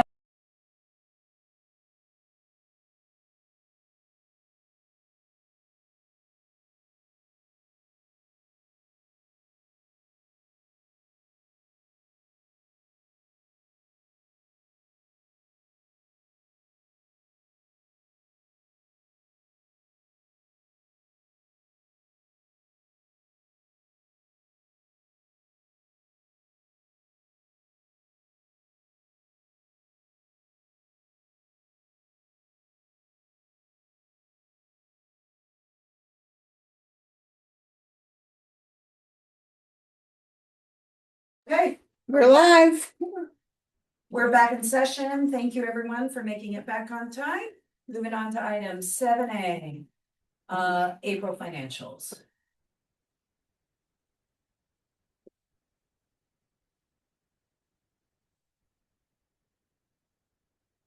Okay, the April financials, there is a report attached. Fiscal year 26 revenues and expenses by fund.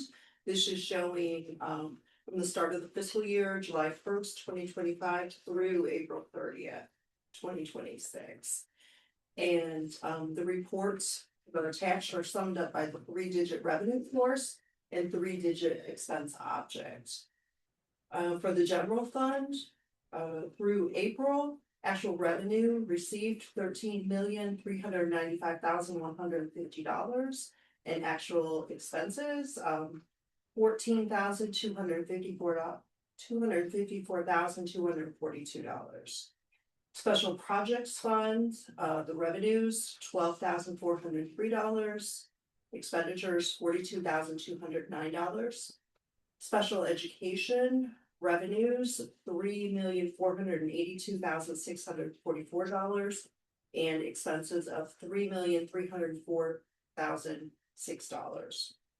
The non-referendum debt service fund, actual revenues of $1,090,603, and actual expenses of $1,087,750. The capital expansion fund, revenues of $7,293, no expenses yet. The district can start spending from there in October of 2027.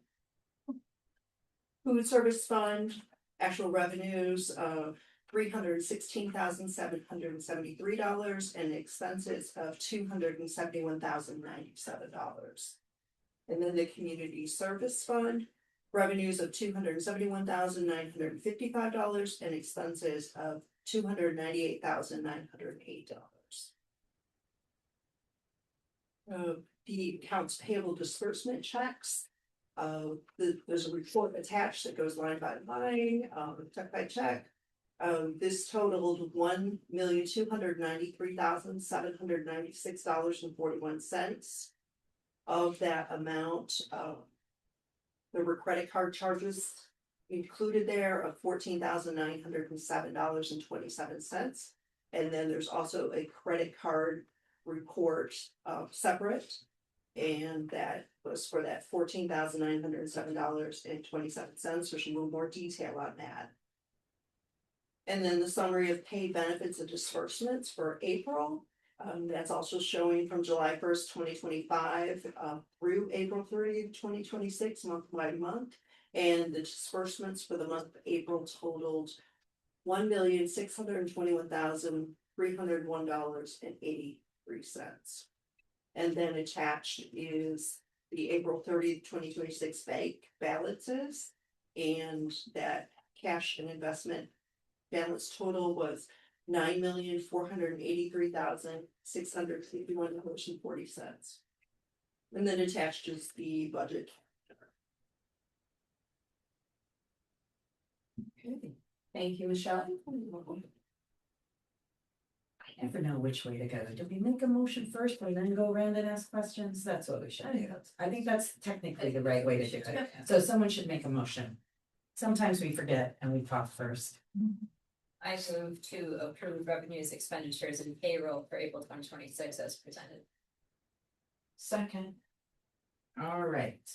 I went first last time. You did? I think so. I think so. Yeah, I think I did. No, Karn did. Okay, didn't Karn go first? I'll always second this. I did, that's my second choice. Yeah, then it's Chris's. Other goldfish. It's my fault, because I don't remember if I made the dot prematurely. You're going first, 'cause I Okay. think you're next. I think I've got this I right. think I said, yeah. Yeah. Okay, one question, on the first report, the revenues and expenses by fund, looking at Fund 10, are we expecting a nice chunk of revenue still? We are, yes, we are. Okay, that was the right answer, thanks. That was my first question. That's all I got. Katie, Yeah. Karn?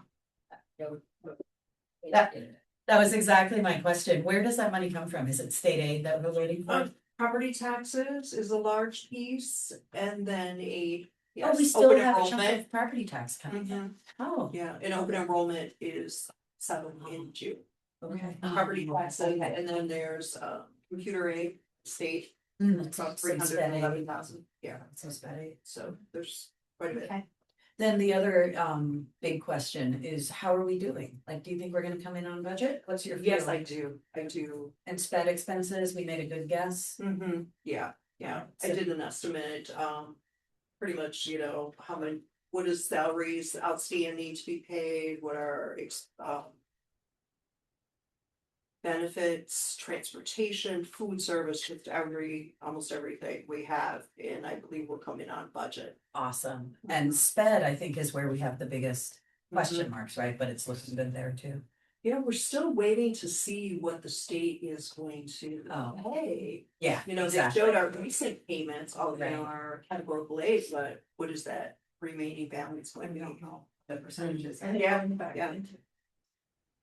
Yeah, the bill failed.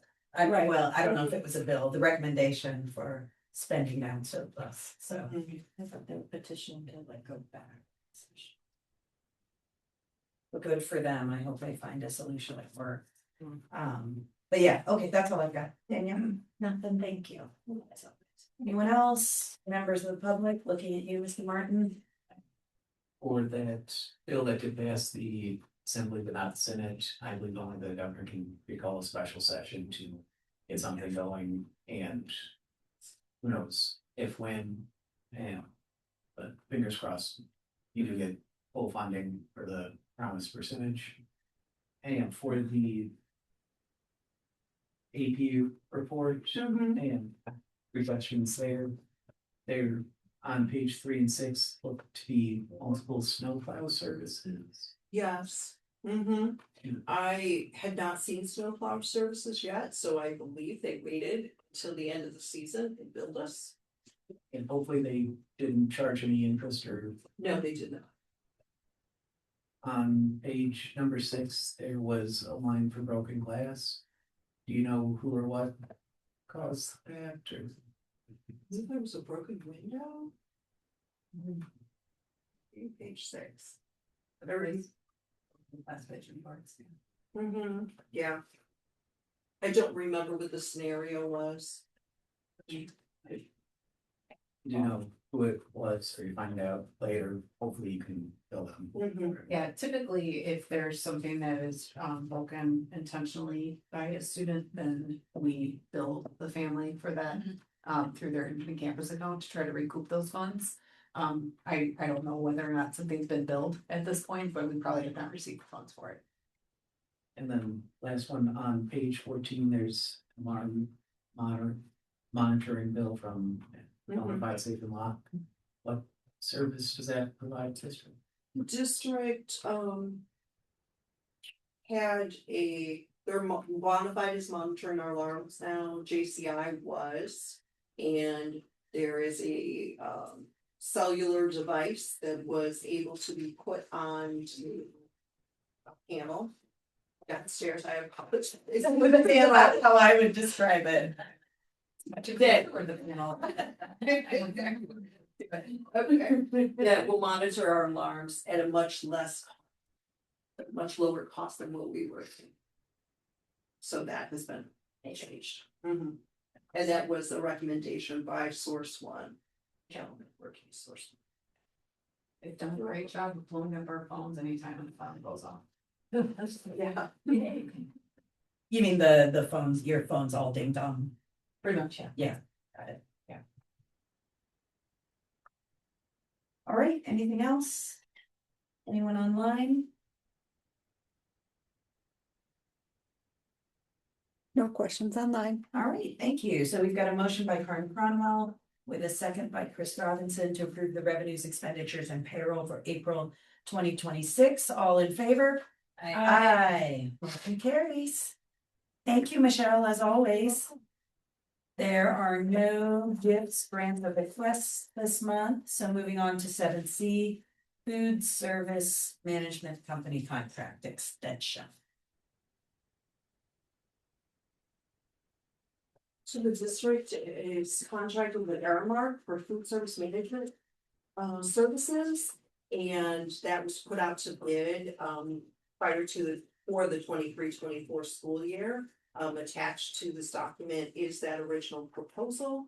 The DEI, I believe, in line with the Federal Food Service National School Lunch Program, allows districts to stay with the same vendor for to 5 years. The contract after it's bid out is good for 1 year, and then you can have 4 1-year renewals. And after that, a district needs to put an RFP out again.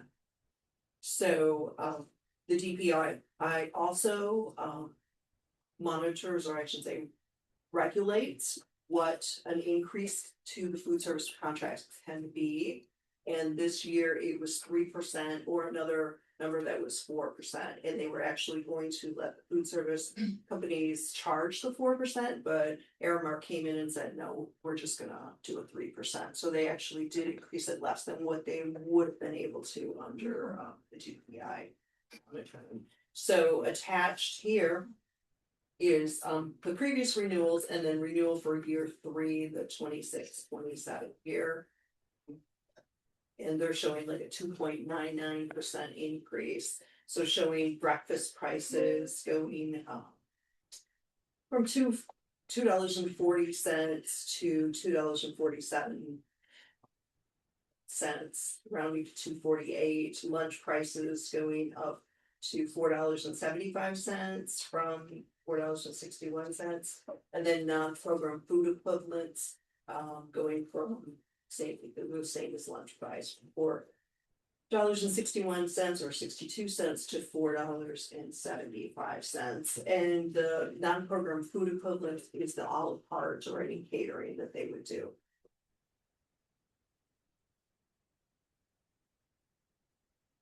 And then on the second page, it shows the meal equivalency rate, and this comes into play when they are calculating how much they charge the district for one of these numbers. The meal equivalency rate, maybe you don't even want to know this. They use it to establish how many units they are going to charge. Like they take a la carte, all those prices, and they divide it by this number to determine how many units there are. And then they charge you the price on the first page for those units. And then they're showing here USDA foods, the entitlement amount, the amount of USDA foods credited to the school food authority, that's us, in 25-26. They've used 53.71% of our commodities.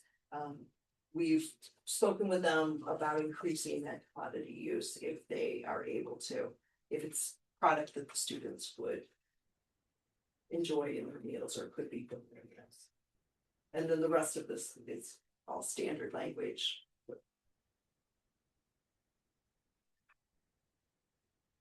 So the recommendation is to approve the 1-year contract extension with Aramark for their services. Okay, would anyone like to make a motion to begin discussion?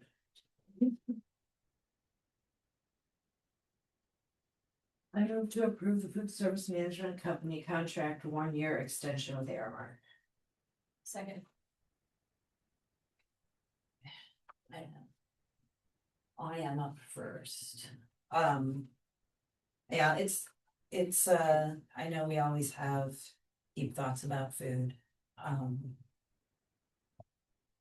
But I also know that we talked about not making changes in the coming year and not seeking changes as we were going through referendum, so. This seems fine. I would love in the long term. Explore better options for food, and a lot of that is tied to facilities planning in my mind. It's gonna depend on what kind of facilities we have, whether we have to outsource food, how much we outsource, whether we're able to grow food, which is obviously during all that stuff, but for this year, this seems fun to me. I don't have any major concerns. Danielle?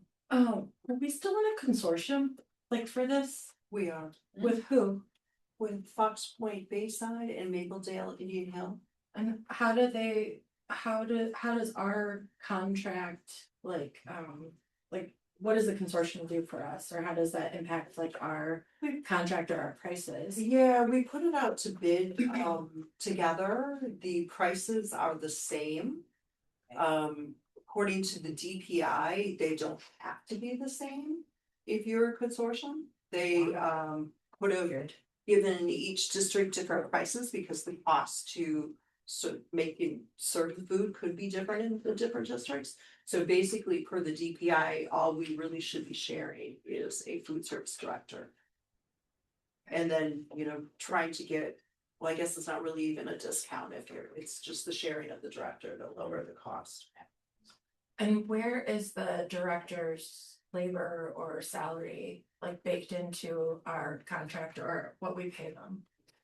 That would have been in the original proposal.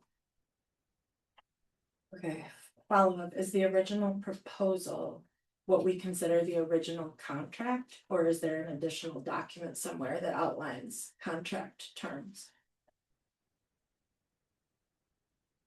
I was looking for the original Do you think there is a contract. I'm not sure. I was looking through Word docs trying to find it. It should have been the prices that they quoted here. And once, like, you put out the bid, the RFP, then they have to the districts fill in some of these sheets, and then the food service management company has to fill in those sheets. Right. They can make changes if the district is fine with that. So they don't tell you every year with a fixed price contract what the salaries are anymore. So there probably would have been a line item in here on the staffing, those staffing documents. Yeah, it's page 36, labor worksheet. And it's got, our schools plus St. Eugene, St. John's joint agreement, and then it has Glendale-River Hills, Fox Point, and Mapledale all with different proportionality for paying of the salary. Is that still how it is then, the 50, 30, 20? Glendale, Fox. Yeah, and I'm looking, I don't see I'm looking for the food service director salary. Yeah, it's, Yeah, so they're showing this, that would be our percentage, of that salary. Does it say a percentage or just? It's down 30. below. Okay. Down below here, Michelle, it talks about percentages. Okay. But that's of all shared consortium positions, so we have more staff working. But that's why we're at the 50%, because we have more students that we're moving through lines, so we have more food service workers than the other school districts do. Yeah, I think that's. do they have any? But they're not listed. So I think this is the original contract, and if it hasn't been updated since 2023, I just wonder like what are the terms that we're operating by, because it's standing on this Well, old contract well, that has inaccurate information. and actually, per the DPI, this is the contract, and then each addendum, it's an extension. For that each year, and it's allowed to be increased by X%. So. The one Okay. thing to take into consideration as far as staffing goes is. We're no longer serving food to St. John's or St. Eugene's. So those Right. were being prepared out of here, Mm-hmm. so that may have lowered our staff. Yeah, And then we can't get annual costs of staff. particular things because we're in a fixed meal price contract and not a cost reimbursable. If we were in a cost reimbursable contract, then we would see all of the costs of preparing the food, all of the labor, supplies, everything, and then the company that was doing this, let's say it's Aramark, they would charge us a per meal fee or percentage of each meal. Yeah. And then we would pay the expenses. Is They labor pay- That would be baked- part of the expense. No, Is labor baked into the meal prices we see then? yeah. Okay. Mhm. That is. And I can pull up too if you. No, I just- know it, but I mean at a later date if you want. Yeah, Kind I of like yeah. what the breakout was for our annual report that we had. There's an annual food service report, and we did have to get some data from them. We didn't get it by individual, but how much is labor? How much is, yeah. But you weren't, neither of you was with us when the original contract was written. You were here, but I guess I must have been here. But We were good, all three of us. yeah, yeah, but it was before your time, yeah. Right, I know, but every time you renew a contract, I feel like you should know the original, like. Mhm. So that's why I was just Yeah. curious how we know what changes, but, okay, I think those were my.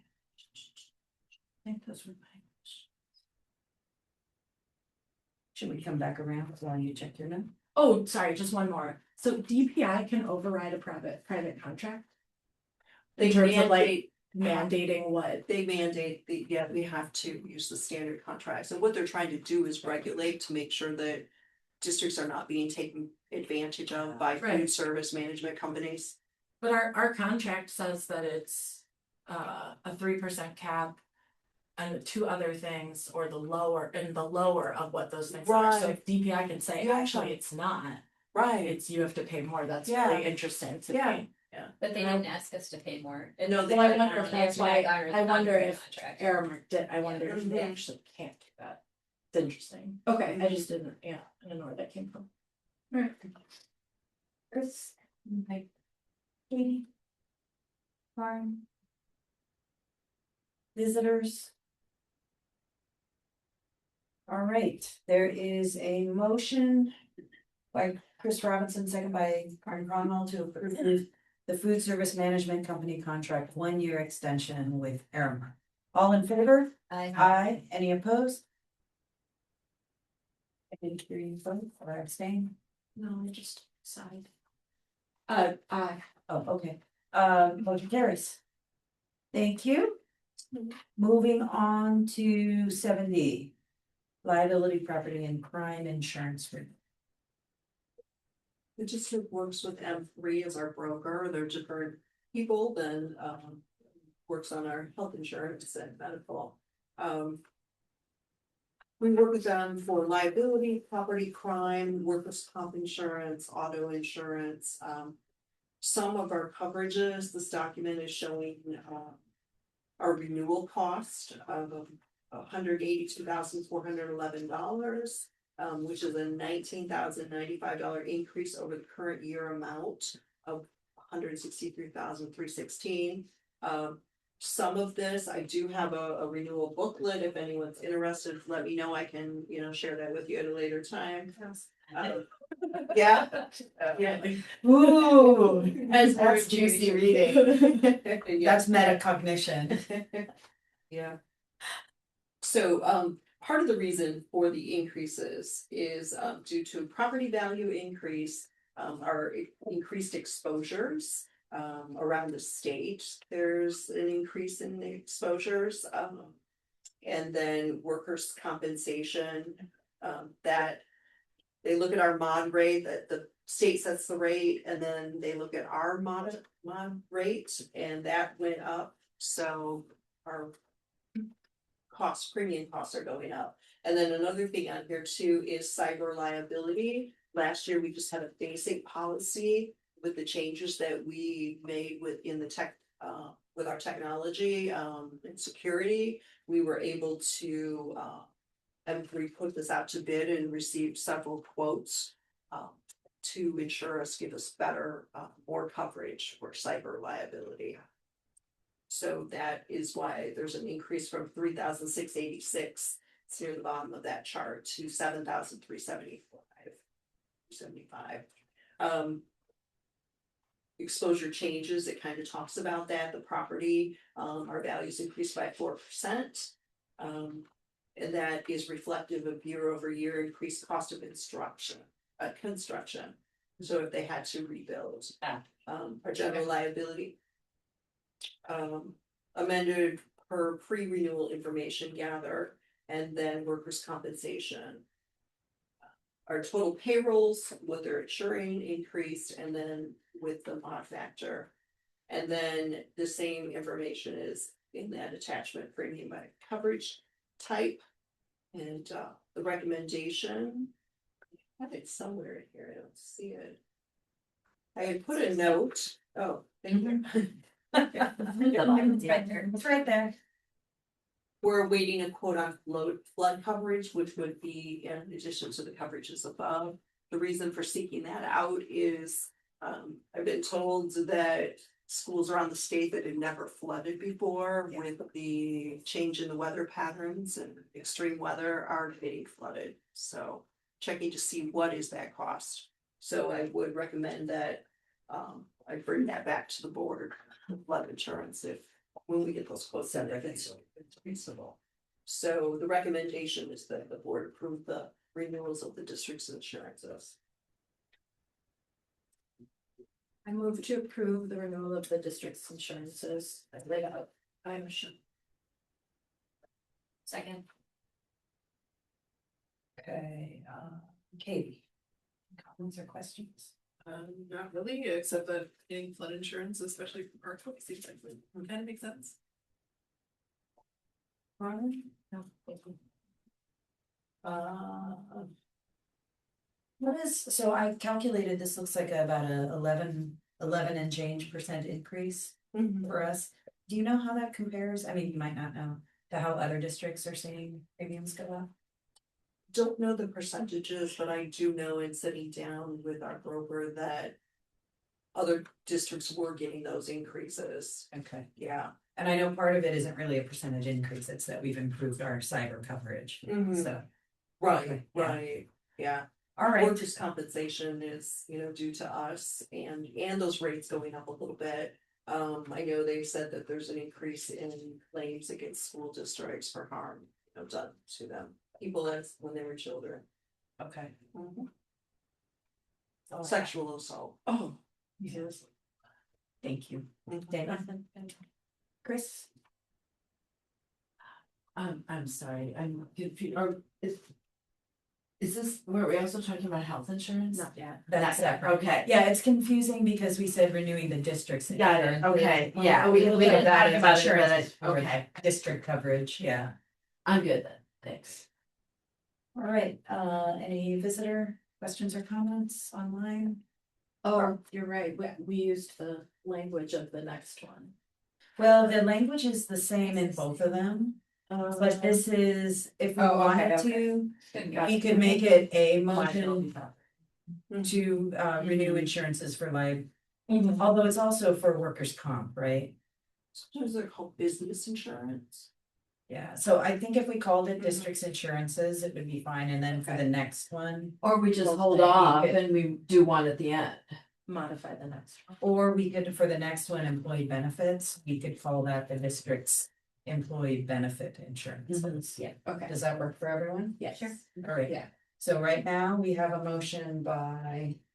I didn't write it down. Motion by Danielle Bailey, second by. Second by Karen to approve. Renewals of the district's insurances for 26-27. All in favor? Aye. Motion carries. Wait, did we have to? The motion came first. I was thinking. All right. That time. It's, yeah, we're hitting the wall. All right, moving on to employee benefit insurance.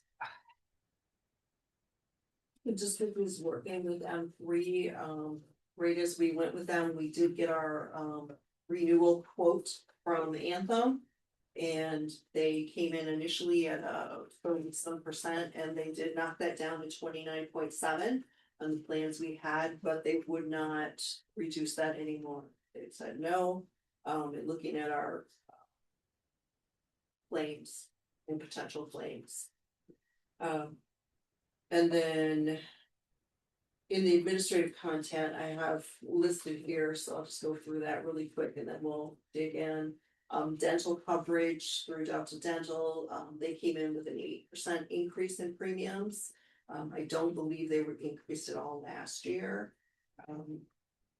Vision, there's no rate increase or plan changes. Life insurance, we currently offer life insurance through National Insurance Services with options for staff to purchase additional coverage. And then employees also have life insurance through Securian, which is part of the Wisconsin retirement system. And there are no changes to either plan on life insurance. Long-term disability, currently we have a waiting period when somebody is just has an injury that they can't work. And that's a 90-day waiting period. And we would recommend reducing that to 60 days.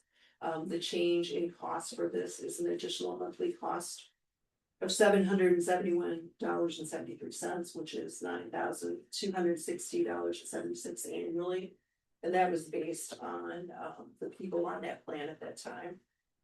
Currently, short-term disability, currently the district does not offer short-term disability. There is a proposal attached to offer an optional short-term disability plan, and this would be 100% employee cost if they were interested in that. And then I will dig into this document. So the renewal summary, if you that you can open that up and see the plans that we had or currently have.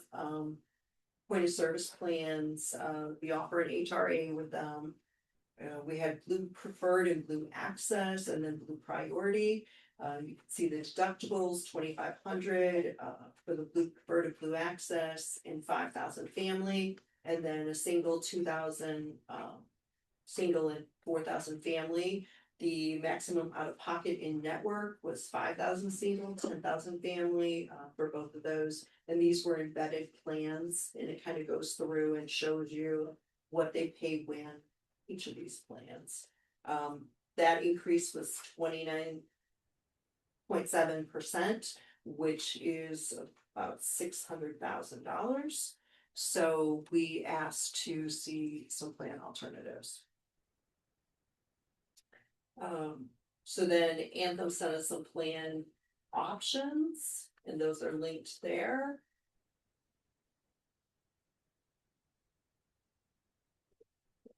And I think these are last year's. I apologize.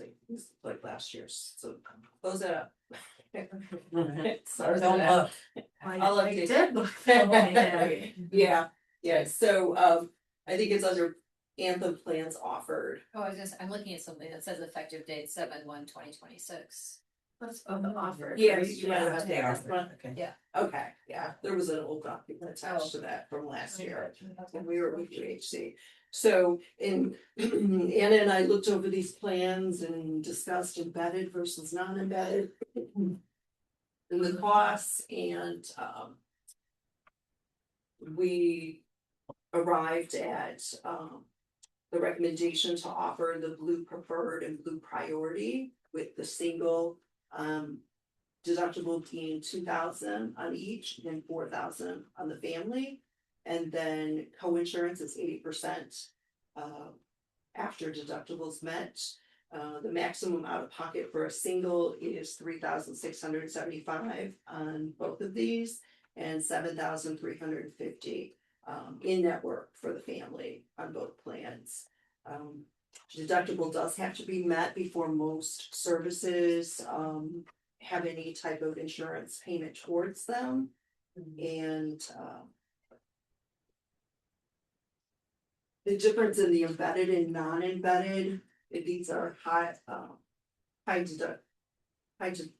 deductible plans, right?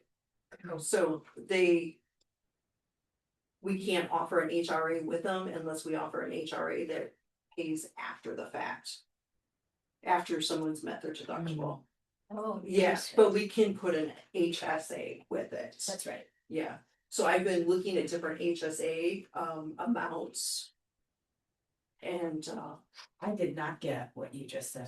I did not understand. So an HRA and an HSA is a health savings account, Oh, and so okay. that money can stay with you and it doesn't have to be spent every year. But an HRA, that money has to be spent every year, but it can be, you can submit for reimbursement as you go. Oh, I see. And so you're looking to defray some of the differences. So embedded versus non-embedded. Non-embedded means that all of your family deductible has to be met Before you. so like the insurance isn't gonna pay. I'm sorry, I totally. Yeah, we took a long time on this. Yeah, the other day. yeah. And so then the health savings account would potentially help defray some of that shifted expense, that early cost, right? But, and those HSAs are funded by the employee though, right? the employer. Well, Or both, or both. You Oh. can do both, yeah, so I'm still getting more information, I got some late this afternoon, I would recommend with the change that we do offer an HSA. At this time, I would like to dig into more of that information and bring that piece back to the board on the 3rd of June. If that would be okay, but one of the ways to reduce our costs as well is to offer for the district to pay, we currently pay 87.5% of the single rate or the family rate on any plan. We would like to move that to offering, paying 87.5% of the lower cost plan. So then if someone wants the higher cost plan, they buy up that difference. It's like it's a few $100s, right? Mhm. Those plans are Yeah. like they're pretty comparable. So with those, so with those changes, we can, instead of a 29% increase, we could see roughly combined, changing the plans and then only paying 87.5%, max on either plan that you're on, based on the lower price plan for whatever plan you're on. Then we would be seeing an increase of like 3%. So then we could put additional money into an HSA. I don't wanna get in the weeds here, but part of the issue too is our deductible year is January through December.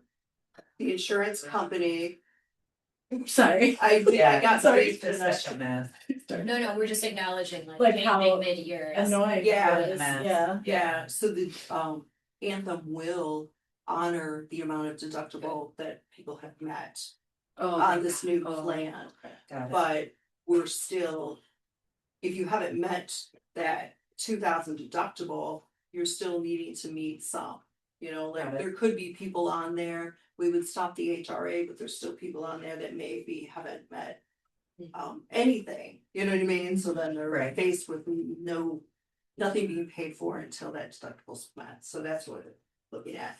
But in doing different calculations, we could still keep it way under the 29%.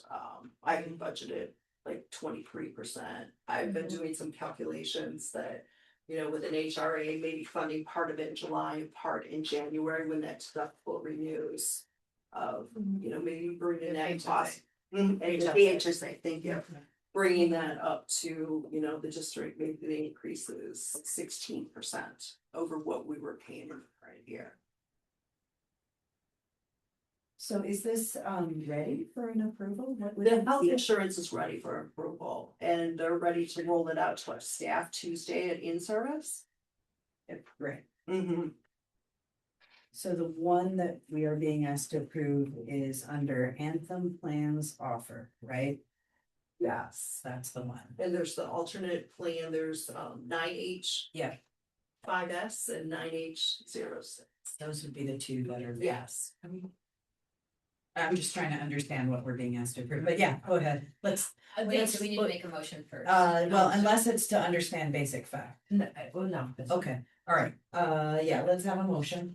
Wait, is it, okay, is FSA, Cobra, dental, vision, that's all part of this? That's something separate. What? That's separate. Oh, okay, sorry, okay. Yeah. Okay, so Anne. Yeah, we're just still meeting. Okay. I move to approve the proposed July 1st, 2026 renewals of the employee benefit insurances for the 26-27 school. A second. All right, Danielle, you're first. Okay, was there any staff engagement or feedback about the options you're presenting to us? No, okay.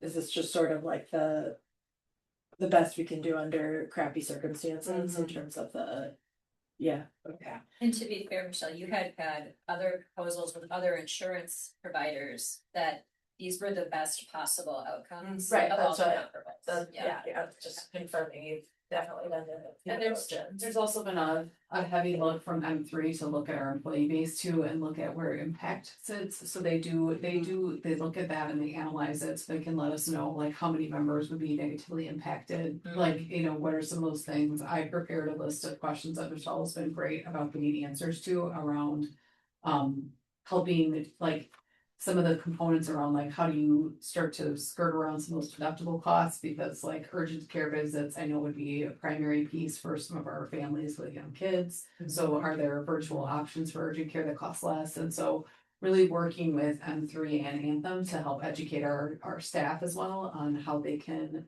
maximize their use of their health insurance in a way that costs them less.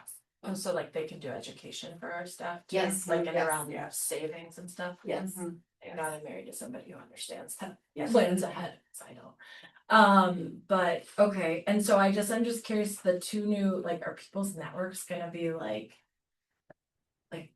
well, I mean. That's part of that's part of the impact piece of it. That's is really okay, that's looking right, at- yeah, Looking like- at like how many people would be impacted by those network changes. So right Okay. now, the plan that we're on offers like the less expensive plan is really using Aurora facilities. The more expensive plan offers an option of adding in Freighter facilities, right? Okay, And so, the difference between those two plans, if somebody was, you know, taking the plan that offers more options, it's gonna cost slightly more, they're gonna pay a little bit more for it, they're paying a little bit more for it now, right? yeah, I mean, okay. Yeah, I mean, that part of those changes isn't gonna really impact that, so it wouldn't be like a whole new network would be created if somebody looked at that cost differential and decided to move out of a freighter system to the other less expensive Yeah. option that could impact their point of delivery to that. Okay, no, that's Does helpful. that Yeah. help with that? Yeah, so it's Yeah. really looking at how do people continue to remain with their doctors, not have those switches and changes. I think in our last switch from UHC to Anthem, where we saw sort of a misstep, as a lot of people opted for the less expensive plan. And they were seeing doctors that were then not in that network, and so that caused some consternation, so. Right. Our goal is to help educate the staff Okay. upfront about Yeah. those changes and what that means so that they know.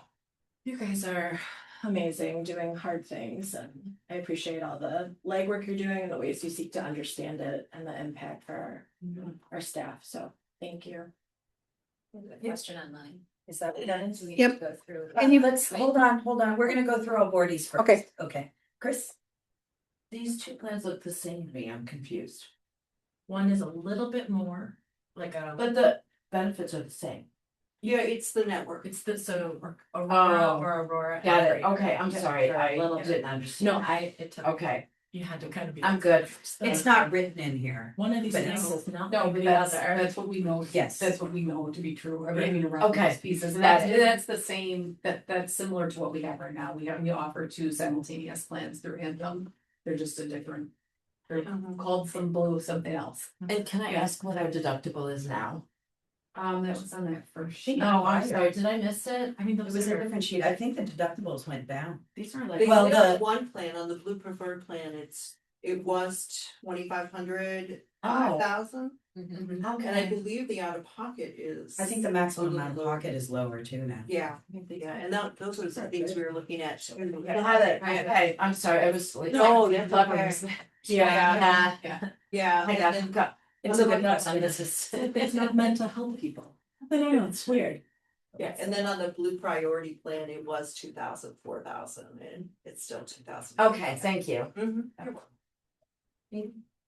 Nothing other than a general lament that this is just such a mess and it doesn't make any sense and it hurts everyone. So. But not a Like, mess of our creation. Yeah. Right, it's not ours and there's nothing we can do but exist within the system, so. Yeah. I appreciate that you did all the work to try to do the least harm that we can do. I would just like to say thanks. I mean, this has been just a tremendous lift and there's a huge emotional strain as you're going through this too. These are people who you care about and you understand the impact. We even, like, I even briefly was like, well, what if we just said, hey, we could stick with what we've got, but we have to shift the cost to you because we can't. And I mean, that would just be onerous, you know, It would be it 30%. It would be an extraordinary thing to do. So this is by far the better move, no matter how uncomfortable it feels. And you've really done a lot of work to try to make sure that you were minimizing the impact to our staff. So I just give you our thanks. I've got nothing to add to. Okay, online question. Thank you for being patient. Okay, so it's Amy Lingard and she had 2 questions, but the first question was just answered. And the second question is, can you also explain the HSA and what staff need to do to be able to access those funds? The HSA is a health savings account and I am seeking more information. It would probably be through EBC. It would be in the employee's name and I don't know if they have cards, we would probably want to go that route so that they could access those funds right there with their card at the point of service. And the other key piece of an HSA is that the money that's put in there then stays with you. So if you're walking out the door at retirement or at any other point, that money will then follow you. Where an HRA needs to be, like Carmen saying, that's just a yearly thing. Yeah. This adds a little bit more of an incentive too. If people wanna, stack money in there for retirement, that's an option for them. And we would be funding the HSA. We're funding it, But tonight, we're not deciding we're not gonna on the decide. HSA funding amount. We're just choosing the insurance provider and plan. Thank you. She says thank you. Thank you, Amy. More over here? Yeah. He's sitting at the table for this. And not sure if you all remember years ago on another health insurance thing, but I was encouraging you all to move to an HSA eligible plan. So it's at least for the relatively healthy individuals, the HSA is the best retirement savings vehicle that exists, period. Goes in federal tax free, FICA tax free, you can invest it, it grows tax free, that's what I do with mine. And then in retirement, it comes out tax free if it's for qualified medical expenses, which pretty much everyone in retirement is going to have medical expenses most likely, so it is 100% tax free. The only other thing that's close that I'm aware of is active duty combat pay deferred into a Roth. So it's a phenomenal. So it's great for teachers. Are you about to pay for something with our? Oh, I was gonna say, and you can get, Expenses? and a lot of the HSAs will offer a card and you can just You put just it on, use that at point of And like service. or put it on file with Sure, nice. whoever you're The amount of things that are considered qualifying, or it's Oh, huge. huge, Like you can yeah. pay for your Band-Aids, you can pay for your. Oh, that's That's right, right. that's Massage, right. You can pay for Uber to your appointment, like the list is extensive. And Nice. also, not that I would ever encourage anyone to commit fraud, but it is a self-reported thing on your taxes that it is for a qualified expense. There's no third party that, other than IRS or Wisconsin, that would verify things. Don't commit fraud, but I've never seen an audit of that, and I've seen like $30-some thousand withdrawals from HSAs that got questioned. The IRS is busy making settlements with our president. Wisconsin is a lot less busy though, so. That's true. Yeah. Thank you. Thanks so much for that. Yeah. Martin. All right, anything else from board members? All right, we've got a motion by Karen Cronwell and a second by Katie Avalos to approve the. What are we gonna call this? What did we call it? The employee benefit insurances. All in favor? Vote with Aye. Oh, okay, then these are gonna all be. Yeah, we're gonna do dental and. Oh, so this is just, we're first just doing the health insurance. Okay.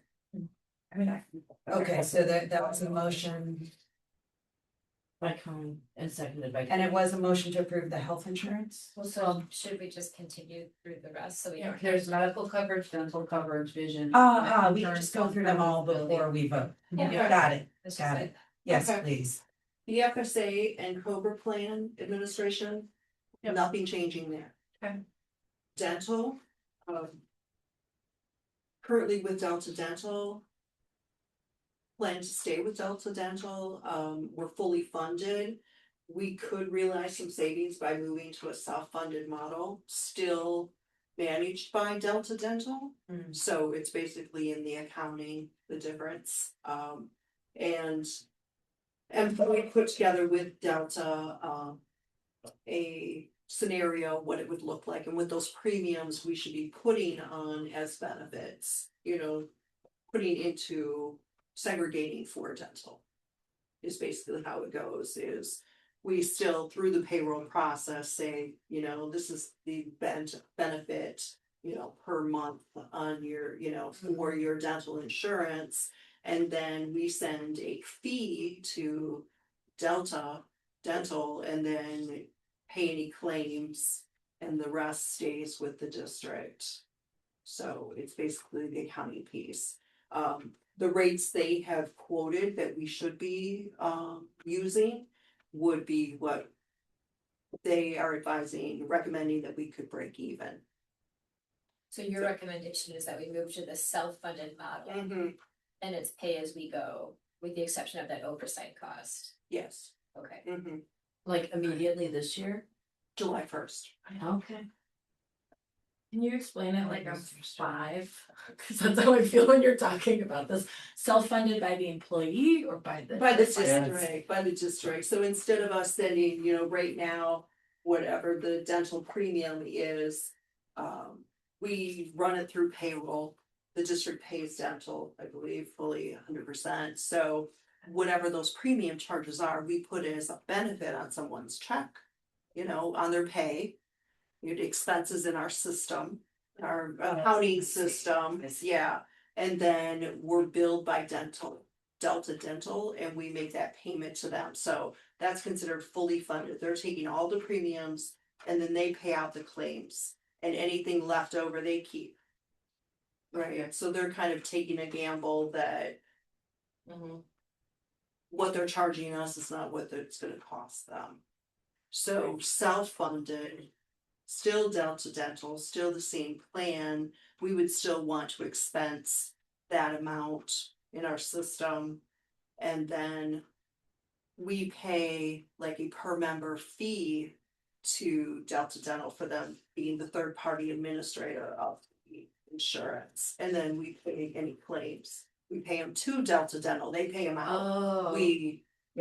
We're sending the money. Before we paid Yes. the employee and then they got reimbursed? No, we Sorry, paid, it's okay. I mean, we paid the insurance company and they took care of everything. Okay. It's still kind of that Okay. way, but we're only paying them what Why, okay, The why would you actual do it? cost. Yeah, the Okay. actual. There's a cost. little extra risk with self-funding. If you If you suddenly have have a some bunch of high- large. Mhm. Yeah, claims, that's wisdom all. teeth Yeah. or something. Yeah. Okay. Mhm.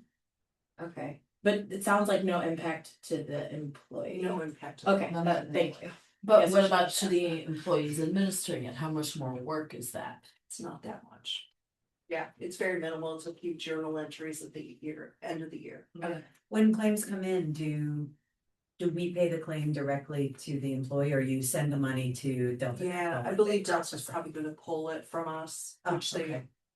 yeah, they'll pull probably weekly or bi-weekly or every other week. On a clean teeth. Okay. And there is maximums on that too. Yeah. That, you know, you could pretty much know what is the maximum Okay.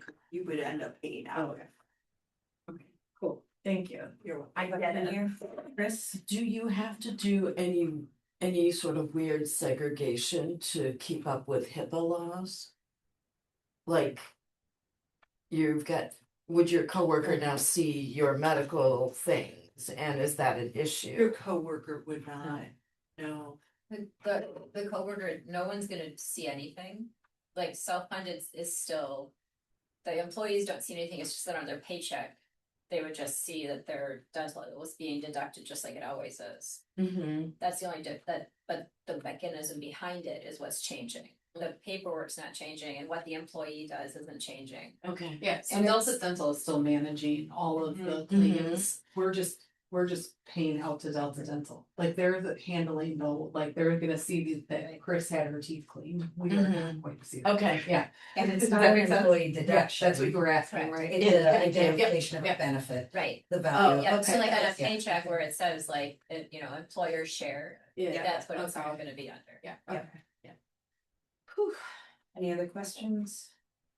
All right, so that's dental. Okay, vision, no changes. Easy. Long-term disability insurance. The cost Skipped to, over life insurance. yeah, yeah, Okay. yeah. No, she's on long-term disability. There's no changes to life insurance, right? Long-term disability is above life. Mhm. Oh, in the agenda, It's not. either It's way, in mine. Oh. yeah. no changes, In the right? document. Oh, okay. Mhm. Oh, for recommendation. Oh, Agenda, it's okay. No change in life insurance. Yeah. Long-term disability insurance, rate increases from 0.26 to 0.29 cents, or I shouldn't say cents, 29 cents, 26 to 29, based on past 4 years of experience.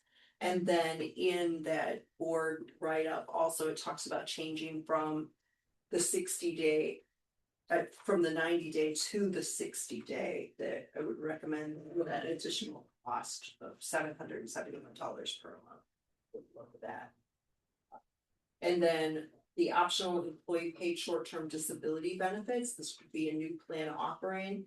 We would need approximately 30% of our staff to sign up to be able to offer it. I don't know, last year we put out a survey and we did not get that type of interest. We would definitely let employees know. You may not get this if we don't get enough people signing up, so. Attached there is information on this, and then the rates are here, and this was quoted, these rates. At considering that we had a 90-day elimination period, so somebody could get short-term disability up to that 90 days. So if we are changing our long-term disability waiting period to 60 days, the rates would be cheaper. Might be a way to motivate people to do that, doesn't seem very fair though. Yeah. To leverage short-term disability by not changing long-term disability.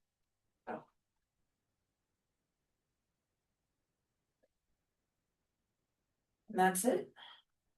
Yeah, is it insurance? Yes. Further questions, comments, Carmen? No, thank you. Yeah, just thank you. That's Benny. Danielle? For long-term disability, did we change it to 90 days in the recent past? Yes. Yeah, Oh, did you? we did, and when we were looking through the employee benefit or something. You know, not under my tenure, but prior to. Oh, okay. I don't know And- my tenure, but prior to. Oh, thank you. So a while ago, not Yeah. too, I was thinking recent. Okay. And 3 or 4 years ago then. I think a little bit longer than that, like, but yes, at one point in time it was 60 and they shifted it to 90, likely, I think it was, during like 2021, I believe. okay. So okay, that's okay, then you can't speak to it. I was just, I couldn't remember why. Well, was that under Elliott then? Probably. I think so. Yeah. Oh, okay, then okay. I had some questions just about the details of short-term disability, but I think I'll just do those as follow-ups if you end up getting that, just some of the terms around. I don't know, just some pre-existing conditions or some other things, but. Yeah. Good, thank you. Chris? We started with Karen, so Okay. Whew, all right, so. Trying going back. Motion by. Karen, second by Casey. Yeah, what is CK? That's Casey. The motion is by Karen and the second is by Katie, my notes, to approve. The employee benefits insurances, As discussed. all of that. All in favor? Aye. Motion carries. Thank you for that. And a million thanks for doing complicated work. Making sure clear, taking possibly on. make it. But it was just hearing about it, just. Yeah. My takeaway is there's Yeah. one thing that's gonna come back to us, which is what the FSA Yeah. contribution is gonna be. That'll come back. Will be HSA. HSA, not FSA, yeah. I'm FSA is what I'm like yeah. that. Okay, onward. Student fees and meal prices. Yeah, the recommendation is to continue, not make any changes in student registration fees. So what you see in public content is what is being proposed, and those are last year's fees. The difference here is field trip fees. Recommendation to move to those being assessed each trimester as opposed to per each trip. And this would allow teachers to plan ahead. These are this is the cost for the next trimester, and then the district would apply those to the students by trimester. So the first trimester field trip fees would be made available in early August. And then a meal price recommendation, meal costs are increasing by 3%. And then the calculation that I had mentioned to you earlier, it's like we have it right up here. Well, considerations that were made in arriving at a suggested meal price, just to break even, the board, could set it at anything. Meal expenses paid to Airmark will increase by 3%, and that's just that meal expense. Reimbursement rates for free and reduced price meals may not subsidize, or not allowed to subsidize the cost of a paid meal. Meal prices together with state and federal reimbursements are used to cover the expense of the lunch program. Those are the revenues we receive. Lunch expenses include the cost of the meal paid to Airmark, equipment, supplies, and utilities used in the food service program. We could be charging more of our utilities for the kitchen operations, but we don't, but we do charge like the garbage that we know that is, food service. The estimated meal increase needed for the food service program to break even was calculated to require a 50-cent increase in prices. And that calculation is attached.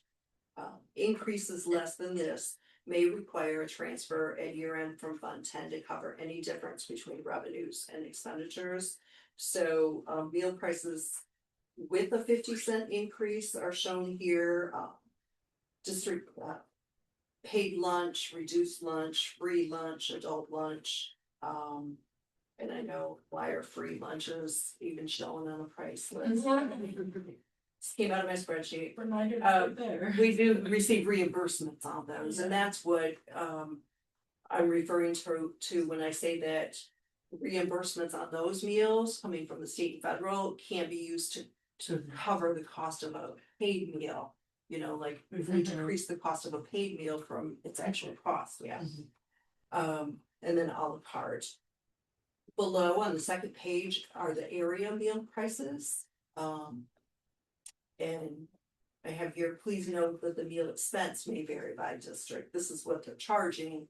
We don't know what their expenses are, total expenses, yeah. But, just so you can see some comparisons of other districts, what they are charging.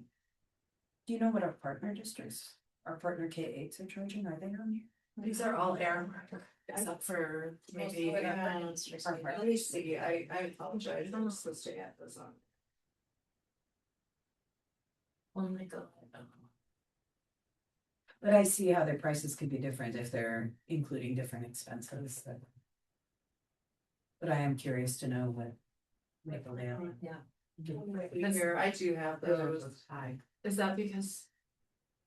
Mapledale Indian Hill is currently charging $3.50 for lunch, $2 for breakfast, and 50 cents for milk.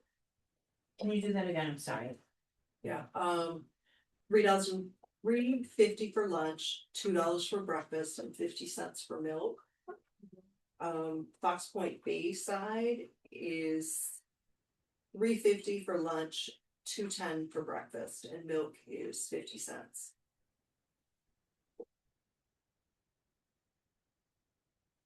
And we do 50 cents for lunch too?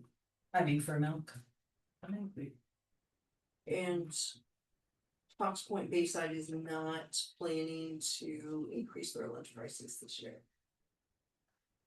Is Maple Dale? On their agenda, the board meeting. Oh, it this is. week. Okay. I don't know if the.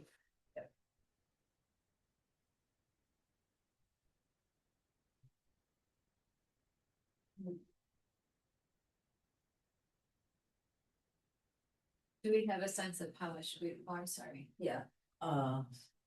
And I was, hold your horses, and I was just giving Michelle time to see if you're concluded. Yeah, I was just gonna say that, linked there is the spreadsheet kind of, it's a PDF of it, but just kind of showing the calculation, you know. Yeah. I did various prices to get to a point where, where would we based on if we were selling the same number of meals next year as our current average, multiplied by the days. That's all I have. Chris, you're up first. Why is Parkway breakfast more than Glen Hill's breakfast? Would be an error.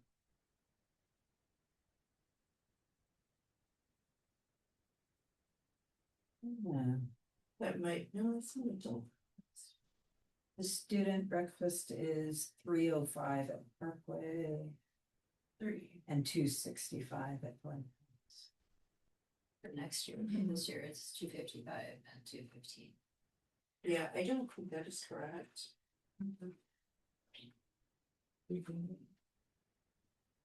Check my lunch balance right now.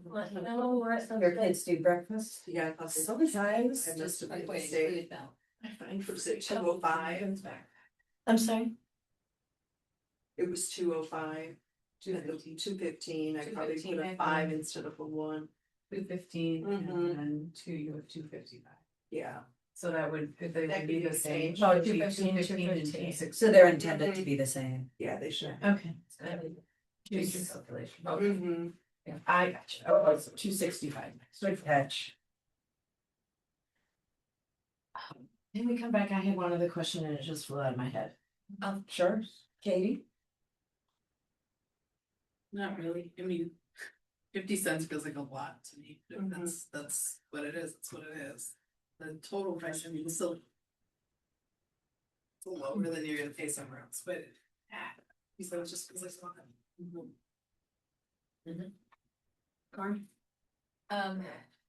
I know it's hard because we're not at the end of the year, but do we have a sense of our, like, what kind of transfer we're looking at this year? We're looking at not having a transfer.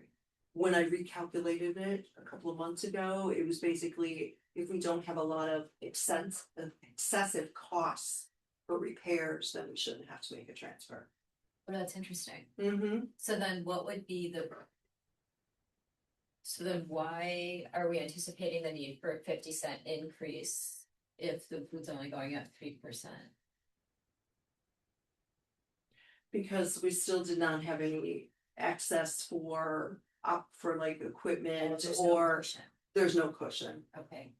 And it needs to cover like the kitchen functioning and the environment. Not trying to cover the utilities, just covering a cushion if you had to pay for. Yeah. Mhm. And it's Right. right. Okay. Yeah. Bare hands. Okay. And is it, I know one of the things you mentioned the other day is that some of these schools might still have funds remaining from Mhm. historical grants or something that we don't have anymore, but we did have, right? That we're defraying our food service costs, Mhm. like COVID thing, or. I believe so. Oh, Mhm. and so that might be part of what we're seeing.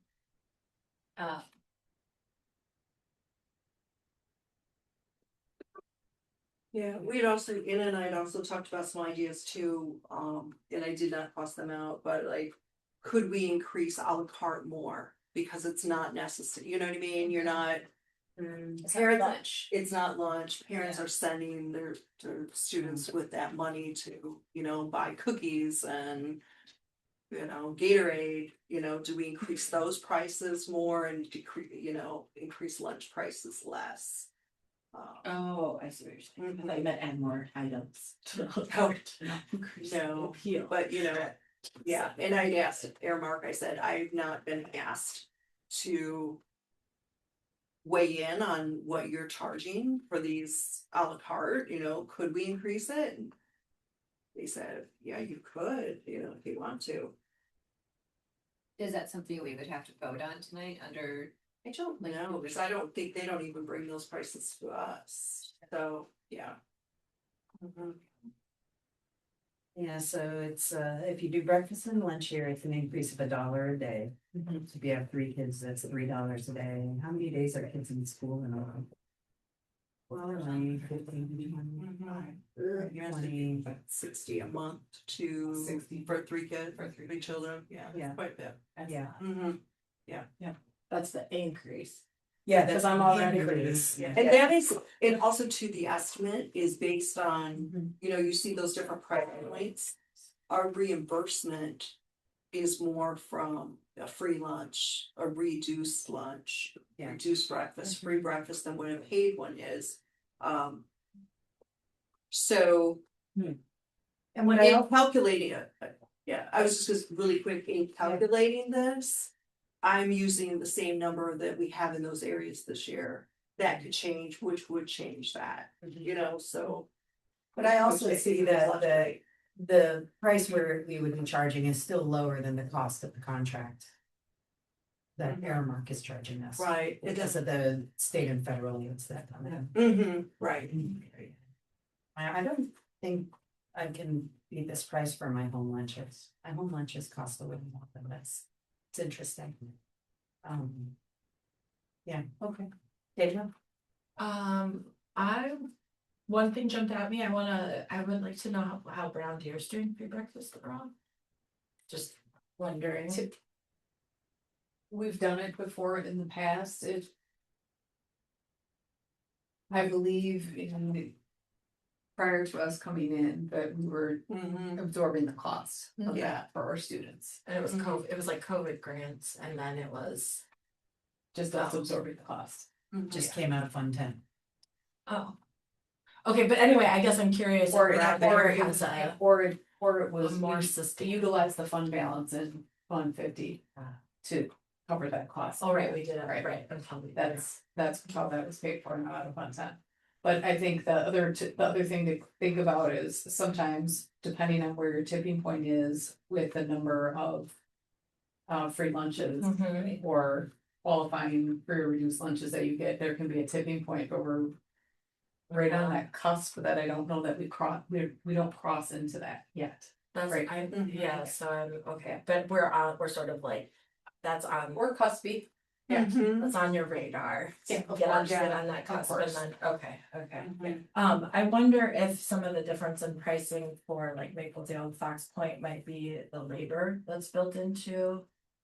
our, like, so our meal cost from Aramark is what is it, 4 something, or 4.7. It's going to be 462. So is that number the same for Fox Point and Bayside? I was told it was. So Mhm. then We where were the- told that, yeah, Okay. and I know they So where sell the more labor a la costs carte factor there as well. But where, so then where is that, where are those shared labor costs factored in, if not the cost of the meal from Aramark?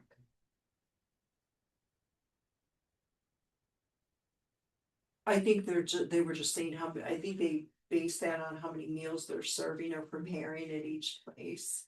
And like now, our Parkway meals, a lot of those are coming from Fox Point Bayside. They're not being prepared here. So should the percentage change? Are you talking about the contract with Aramark now, or are you talking Well- about our meal prices? I'm trying to understand our meal prices, if they're this, how Maple, anyway. Yeah, it could A be little that, bit, but yeah. that's confusing to me, I Mhm. don't understand. And they may be subsidizing theirs. So, I guess the only other thing I would say is that I would have.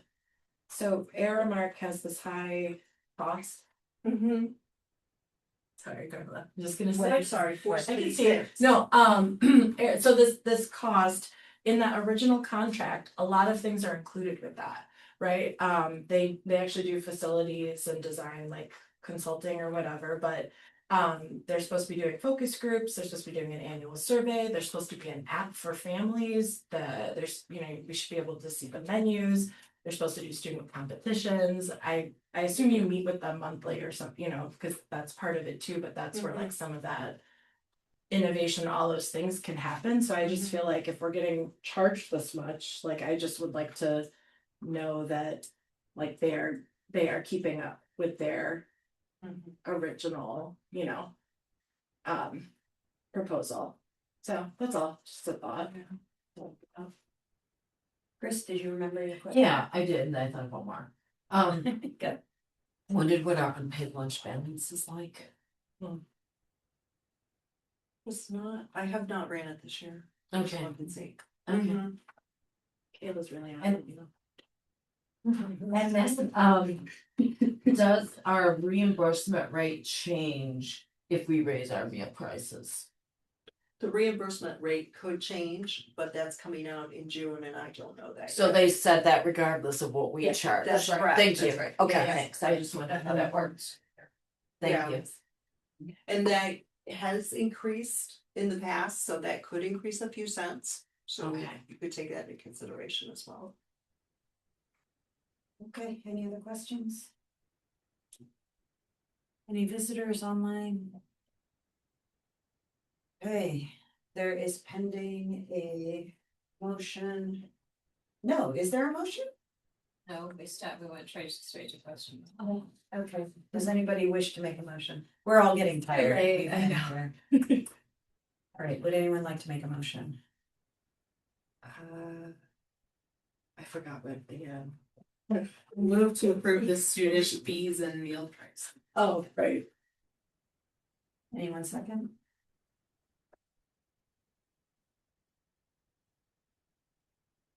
Second.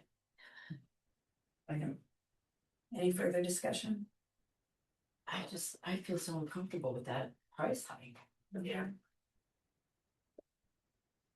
The alternative is we lose what? Oh, I mean, I guess that is what the alternative is, Comes out of Fund 10. but how much would you project? Well, I think that's the difficult part, right? Is Mhm. like the point of the increase is to build up Fund 50 so that if something happens that requires maintenance, that we don't have to pull it out of Fund 10. Right. I guess I would wonder, like, what if we were to only do 25 cents and then, or 30 cents? And I know you ran those numbers, I understand that you did this work. Right. But if we did, a lesser amount, would we still be building up to some extent? We could see, yeah. And that could be something we could revisit too, because Sure. in June, we'll know what the federal is going to put towards it as well. And you need these numbers now to be able to build a budget. No, I don't have to have these. So is there a potential that we could choose to table this until June? I have feedback from Anna's face that. No, I mean, I think that the critical thing is gonna be making sure that we have timeliness and communicating to families what their costs are gonna be. I mean, that's, you know, that's my only, I think that's the critical piece. I would say there's some unknown variables, right? And I can understand a 50% increase and a 50-cent increase, sorry, on that would be something that is. It could be impactful to a family. When we start to look at the cost of those, I think another area I'm gonna weigh in on is, you know, we're serving the exact same lunches as our partner districts and we're charging more for them, right? Oh, good, yeah. So, I mean, I do think that's a point of consideration, right? Oh. I didn't really think about that. Although we don't know why. Right, like we don't know what the background We is don't, and their. we don't, Could and we find out? we have to look at our own internal financial situation and make good decisions around that, and that's, you know, that's the work that we're charged with doing, but I do think, you know, it sounds to me like one of the districts is not going to move their prices, we don't know about the other. I know it's about what our finances are, but what if we are like missing some efficiency or savings or grant or something? Some way or something. I'm guessing it's probably something out of our control in terms of like, I don't even know, if like populate, like how many kids are enrolled or like I don't know, but also if we're still not carrying, if we're not doing a bulk of the labor and somehow that is impacting. Well, it could also be too, like the number of meals, like, you know, some of these. Like increasing the cost, like if you look at a paid lunch, the total revenues on that would be $4.67. We would be paying Aramark $4.76, so it's like, okay, every one of those meals, we're gonna be, you know, spending more on. So then you look at other meals where maybe the revenues are higher if we increase, you know, like a student paid breakfast. If it was $3.12. That would be the total revenues, the meal price, and then we're paying Aramark, $2.48. You know what I mean? So that's offsetting, the more breakfast you could sell, even if they were lower than that 50-cent increase. That would help compensate, you know, so the more meals that you sell of certain ones, that 5 cents or whatever adds up over time. I wonder if the other schools just maybe also pay more towards to offset the student cost, because maybe they have like from their fund balance, you know, or they just like that's a cost that they absorb to keep the meal that they can afford to do that. Or don't build in the overhead and the student cost, maybe. Yeah, I mean, I would be fine too with even you know, whatever you would recommend it, and then we could reassess mid-year again, like we did last year, would that be? Yeah, we did the same thing last year. And see how that's going. Yeah. I think the other, you know, the other caveat in here mid-year is to look at whether or not we increase a la carte prices at mid-year versus the price of meals. I mean, there's options that may be available to us there to help if we're seeing ourselves being in a situation and considering the fact that we want kids to have access to nutritious meals at school. I think that could be a situation. Yeah. Can I move to amend the current motion? You can always make a motion to amend.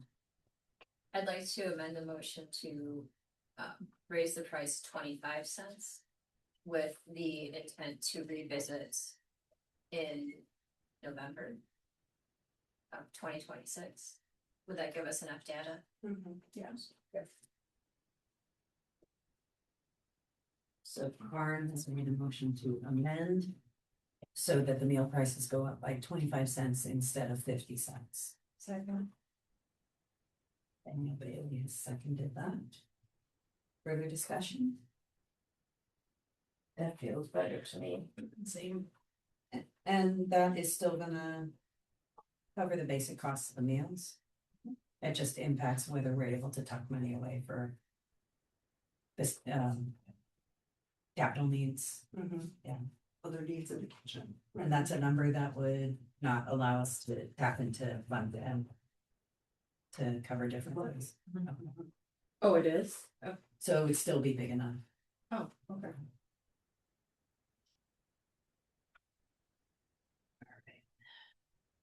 Is there a reason you'd have to wait to increase a la carte prices? Because if that's not something we approve anyway, and it's like a bonus supplement for kids. I would just say maybe explore it earlier if you want, and look at increasing revenue that way. If there's not a reason to wait. Okay, so right now we've got a motion to amend by Karen Cronwell, second by Daniel Bailey. To baby, to change the meal price increase to 25 cents with a plan to revisit in November. Did I say that right? All in favor? Aye. All right, so, You want a motion now to approve the. no, we already have this outstanding motion to approve student fees and meal prices. It's now been amended. Okay. Right, so it's no longer, yeah. So we're back up to the primary motion, which is to approve student fees and meal prices. Meal prices that we're proposing to approve have been amended per Karn's motion. Are we ready to vote? Yep, all in favor? Aye. Motion carries. Sean, I'm inviting you to a November reminder that we will. Thank you. I appreciate you thinking of the fiscal needs of the district. It's a hard balance. I know that we've been hit hard the last couple of years by unexpected expenses. So I appreciate that. Yeah, your baby is not just the kids, but also the fiscal health of the district. And it's hard, but I do think a 50-cent bump in meal prices would be a bitter pill. Oh my gosh, you guys remember how much we struggled with, what was it, 5 cents? Was it 5 to 50 Yeah. or something? But so thank you for being flexible You and understanding. Can I ask a question about the remaining agenda? I'm just like, I don't know if it's a point of order, but I'm just wondering if both the prelim budget and budget adjustment are time sensitive and need to be Yes, done tonight. they have to. Tonight. Yeah, yes. All right, do we need a brief break? It's almost 9 o'clock. We've been going for 3 hours. I would also just say if anybody needs to go for any reason, they should. You could go. Caitlin has asked me to ask you to text her when we're done. Oh, really? Yeah. Maybe we need a break so she can do that. Yeah, let's break for like 2 or 3 minutes. Okay. I don't think these last 2 minutes, so you have to take 2, you can make it quick. Right. Yep, yeah. Are we voting on, or we Yes. have to vote on each? Yes. Yes.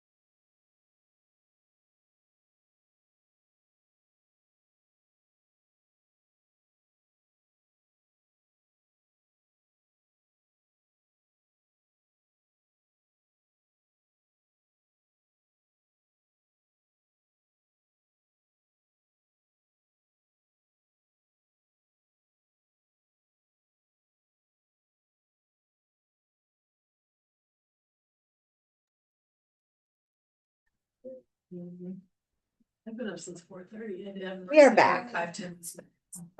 4. Oh, did you go to the sleep? Why do you get up so early? Cause I have work to do. Oh. It's that time, it's like tax season for me. Yeah. Right, that's what we're on, right? Mm-hmm. Okay. You have the presentation too. Um, we'll see if it works on this You one. can just click on that. Someone throw me a minute. There we go. Good, finally. Ooh, nice catch, nice Doris. All right, are we back on? Email Yes, when do you want that one? after this real quick.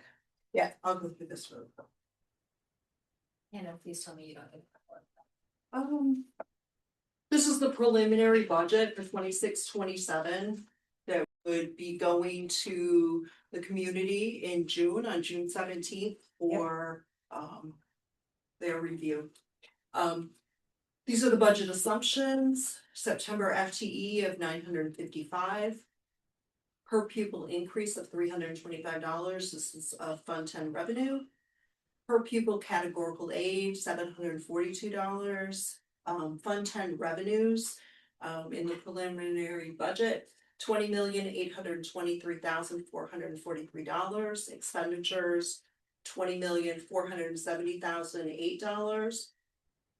Decrease in fund balance, due to 3 million payment state trust fund debt. That's the next agenda item. Categorical aid estimate of 39%, Fund 27. This is in consultation with Baird. They really think it's gonna get there.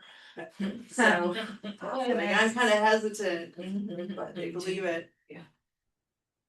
3% increase on food service management contract, private school and special needs vouchers of $1,237,190. This is an estimate. We don't have these numbers yet, but just estimating the way we have been growing. This is an increase of $268,386. There'd be an all fund levy of $17,455,925.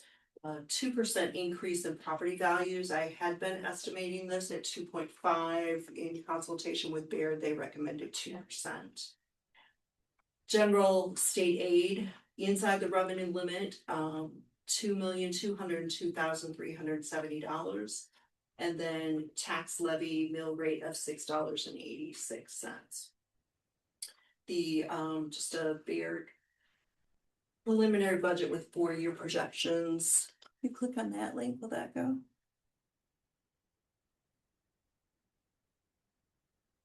If not, don't worry about it. Oh, okay, okay, yeah, thank you. And that's showing the current year and then the budget year 26-27, and then out an additional 4 years.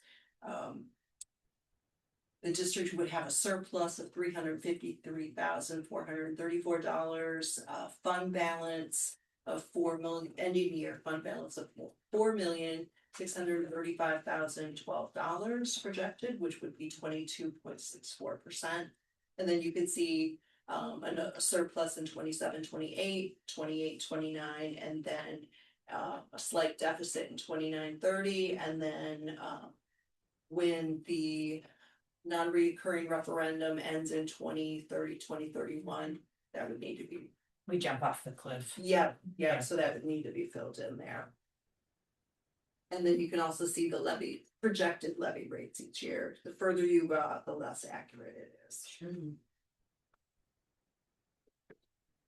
And then also attached is the preliminary budget and publication format. And then I also have just a slight presentation. And this is what will be published if the board approves this would be published in the North Shore Now in 2 weeks, and then again the following week. And at the very last page of this, it's showing the proposed property tax levy. It would be a 10.33% increase. Is what is projected.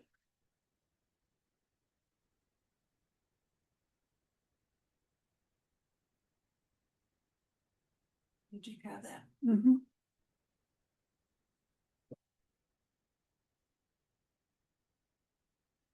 Wait, I'm sorry. We're For waiting for, next year, the mill rate would be a 10.33% increase. No, Oh. that's the increase of the property. So budget. this levy is a 10.33% increase over last year. Yes, because it's a higher. Mhm, Okay, yeah. thank you. The Yeah. 15 to the 17. Yeah. Mhm. Okay. Yeah. And then I did have a presentation. You can Won't see it pull up. online. I can't pull it up on that one. Okay, yeah, I'll just go over and I'll share it with you. Afterwards.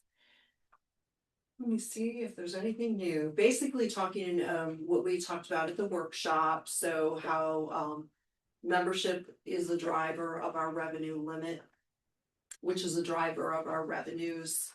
So anticipating that, as we said, our September FTE used in the revenue limit at 955. That 3-year average used in the revenue limit going up slightly from 945 this year to 954. And then revenue assumptions. Already covered these.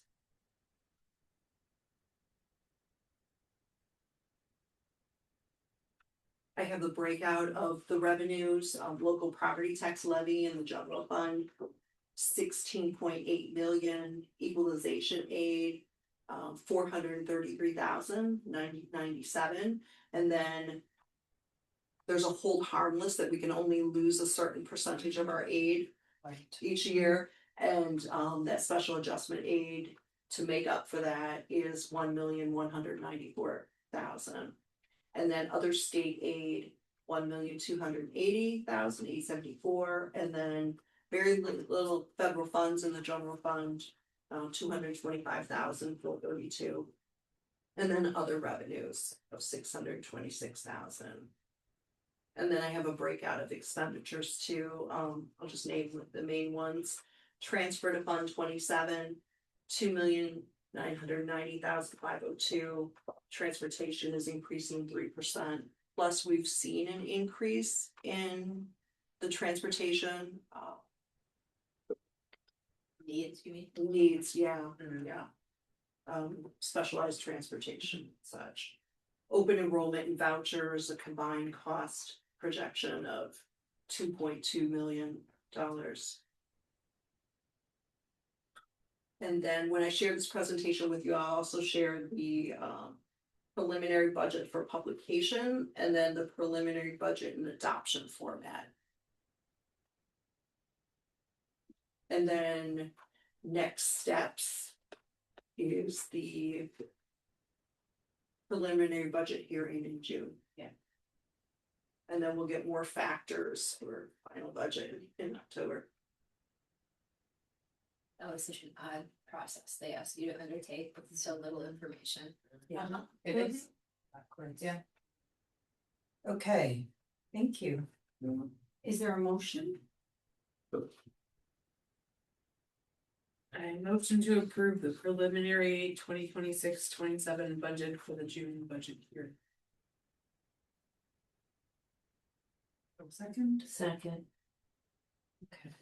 Let me get to go first. If I look at, I just have a quick question. If I look at the publication format of the budget, I'm always confused, where does SPED show up? It is, I believe it's combined, let's see here, special projects fund. It's combined, so you see that beginning fund balance, that's Yeah. Fund 21 and 27, but there's no fund balance in 27. So then if you look at the revenues and I other see, the financing 4.3. sources, yeah. And this is what it does is. Yeah, okay, Yeah. it's special projects. Yeah. So 5 million is the expected expenditures. Basically, because revenue has to exceed. 27 and 21 combined. I see, so around 5 million minus. Yeah, a change. little under, yeah. And then where do I find the transfer out of Fund 10 into that fund? Out of 10, you would see it like in the very first block near the bottom, non-program transaction. Got it. it's in that $5.2 million. Contained in there. So Mhm. that that's what's so weird to me, that sped transfer is such a big part of our budget morass, but this publication format doesn't No, not the articulate it publication. out. Yeah. Yeah, it's really interesting. Mhm. Okay, thank you. You're That's welcome. just my confusion. Every time I look at this, it's possible I'll remember that next year. It's possible I won't. Chris. Chris. Um. I'm gonna pass for now. Keith, Yeah, no, I'm good. Karen? I think this is the unfortunate outcome of it being after 9 o'clock. I guess it's a little complicated because of course the next conversation we're having is the paying off of the fund balance of the debt, right? Mhm. And so in the scope of this budget, even in the order that you're proposing this tonight, that we talk about it, clearly you have high confidence that that plan makes a lot of sense. And longitudinally, the forecasting with Baird it has us pretty healthy with that fund balance, with that debt being paid off, so that it allows us to then levy additional money with the freedom then in Fund 10 that would be debt payoff next year, that would have to go to the debt payoff fund, whatever that is, 38. Could I ask a question? Is there a reason we're doing it in this order? I think it was just the way that it was put on the agenda. I apologize. I didn't even think of it until, No. yeah. But I don't know if just- that impacts our, Yeah. does it impact Do the you- Well, publication? does this, Do you have does one the point of those bills? publication presume that we're paying off the debt? So wouldn't we wanna make the decision about paying off the debt before we? Which one is that in? Oh, Does the publication presume the paying off of debt? yes. Yes. Yes, it Then does. we do need to do the second item first. Is it this one? Okay. Oh, In you order can't to see, have 'cause I'm a- doing this. Oh, yeah. Technically valid Put the vote word on on this. The amendment for publication? One? Well, yeah. I move to table this till after the next item. There you go. Second. Yep, all in favor? I Aye, okay. All right, so let's just pause, because that's a good question, and let's move to the budget adjustment Okay. for 25-26. So the first, the budget adjustment, there's a amendment for publication, which is required after the board would make an adjustment.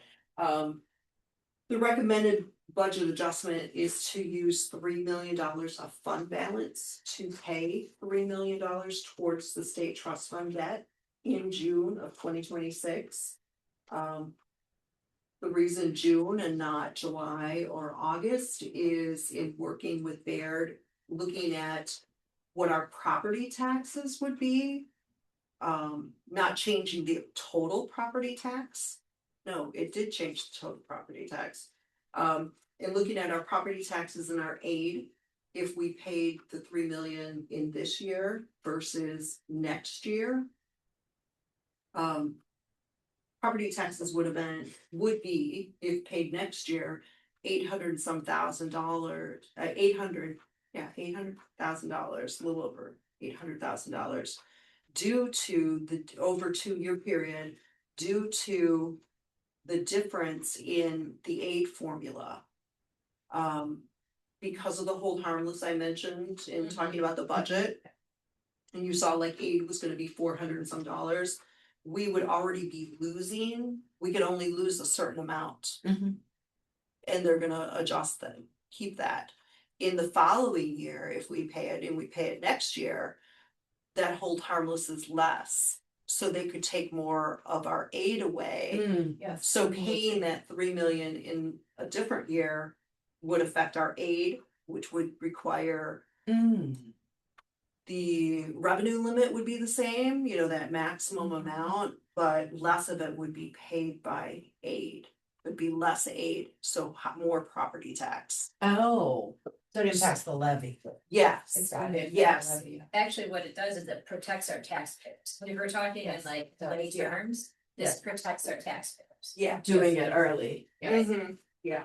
So in looking at that, a quick summary of this, using 3 million of fund balance, reducing the debt, we would reduce our current balance of 5.4 million down to 2.4. So it would all go towards principal. Prepayment and debt restructuring will allow additional dollars to be levied in Fund 10, not increasing the levy, but just moving that to be available for operations. Early repayment will realize an estimated interest savings of between 740,000 and 850,000, and we will be asking the Board of Public Lands to restructure that debt to also bring those payments back into 10, and then we'll know exactly too what that looks like. I just did an estimate. When analyzing prepayment, 2025-26 versus 26-27, the tax saving is well over $800,000. And then other consideration, we would need to obtain a line of credit due to projected cash flow needs in November through January, slight in November, maybe not the full month of January. An estimated cost of $42,905, and that's basically if we needed it in an additional month. And that's the maximum that we would be paying. It could be less than that.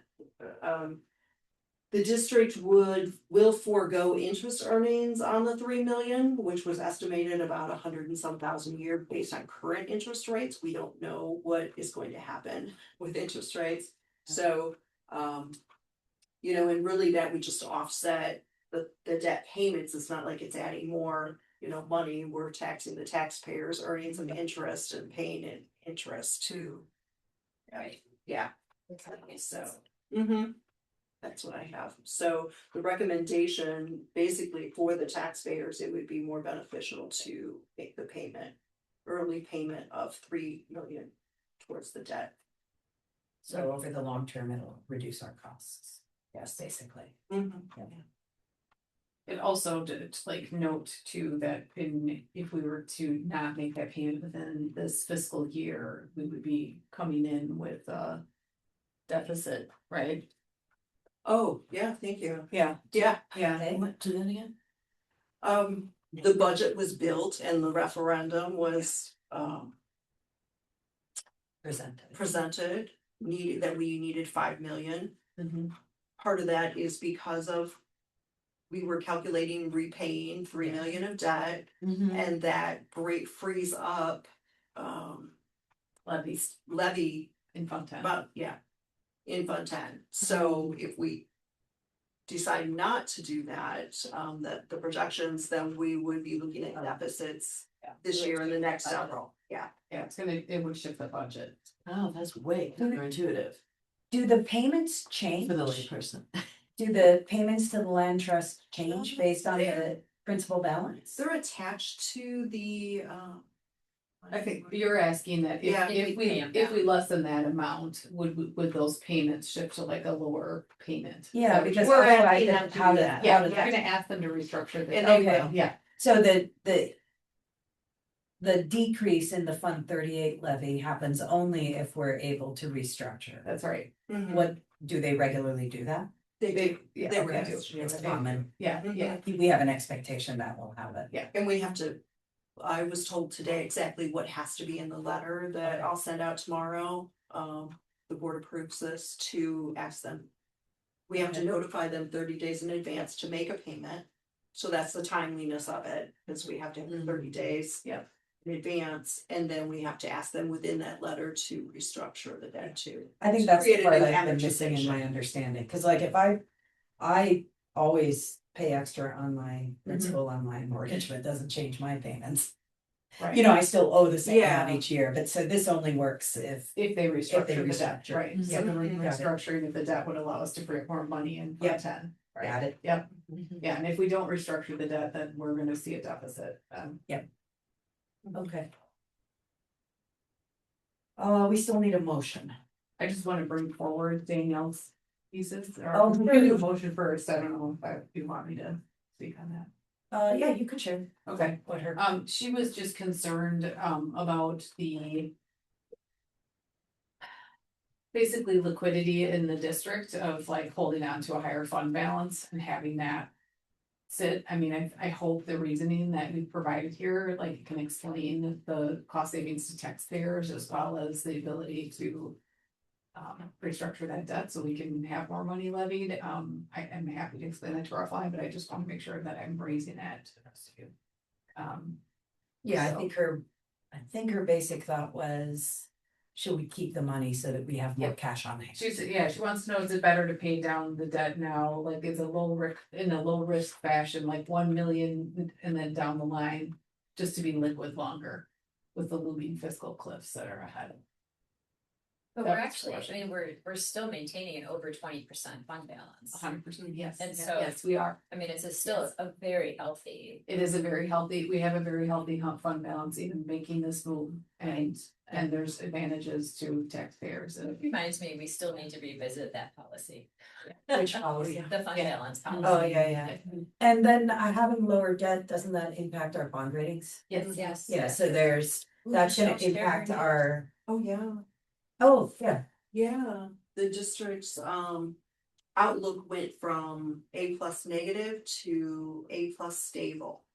We're stable. Yeah, so I'll be sharing this, Which putting it online. includes the anticipated payoff Of this. Yes, of it this does. debt. Yeah. Mhm. Okay. Yeah. That really impacts Yeah, I did ask them. the cost of future debt, like capital debt. Yep. Mhm. Yeah, that's great news. Okay, would anyone like to make a motion? Start with that. I move to approve the adjustment to the 2025-26 budget to pay down $3 million of debt. Whoa. I'll second. Any further discussion, Katie? Lauren? I am, like physically reacting to the fact that we are in this position so quickly, so efficiently.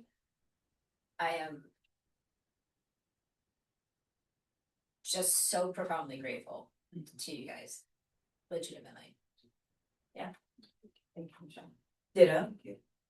Ditto, and I would say, Mr. Martin, you've been here through this journey with us for a lot of it. I appreciate you being here as, I don't know, amanuensis, witness to the work that we've been doing, but yeah. Well, and I'd also like to thank the community. Yes, Yeah, For trusting in us to right. fix it.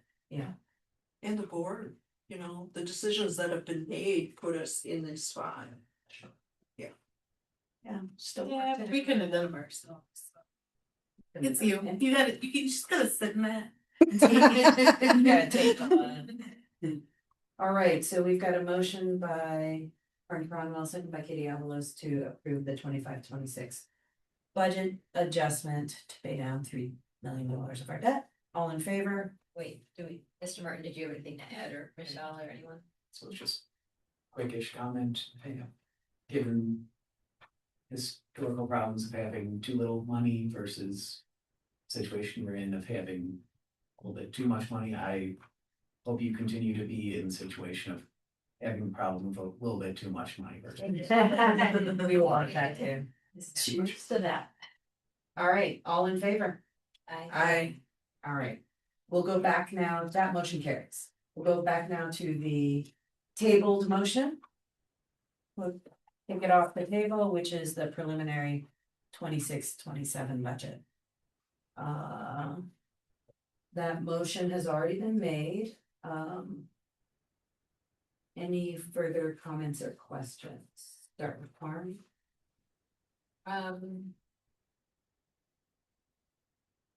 No, I appreciate your work. I saw that, I calculated it, you're expecting a 27% increase in voucher private school expenditures. Is that based on St. Augustine, or is like some cap coming off, or A cap is coming off for and income qualifications? For this number of people. Oh, so there's no cap anymore. and the cost is increasing, it's a combination. Yeah, that's right. Forgot about that. Yeah. That's a big increase. Wow. Chris, just taking it in. No. Yeah. Thanks. Katie? Nope. All right, so there is a motion to approve the preliminary 26-27 budget. Did I say that right? For the June budget. For the June budget hearing. The motion is by Katie Avila, second by Chris Robinson. All in favor? Aye. Aye. Motion carries. Thank you. That is a boatload of work represented in only, let's face it, only a couple hours of us sitting and taking it. Right. So thank you, Michelle. We know that there's months and countless hours behind all this. Okay, last up, board preview and planning. I would just share that in the next several weeks, I would anticipate an update with our action against a prior employee I submitted open recruiting list. To better understand the outcome. Right. So. Thanks for doing that. Nope. And then Anna has included a list here of things that are happening. Lots of things happening. It's that time of the year. Is Camp Learn some more, like, can community members come to that? Yeah, that's a whole family event that happens at Parkway, and it's going on tomorrow night from 5:30 to 7:30. Can I bring my mom? That's what I'm wondering. I mean, we don't have kids there, but I wanna come and I thought my mom would enjoy it. She would So, love it. yeah. We have lots of parents and grandparents who attend, so okay. that would be wonderful. Awesome. We'd love to have her. The equity committee meeting is at 6 p.m. on 5/26. So next week, 5/28, the PTO and foundation are having a combined meeting, and that would be virtual. The link is on our district calendar. 5/29, the farewell 8th grade dance, that came quick.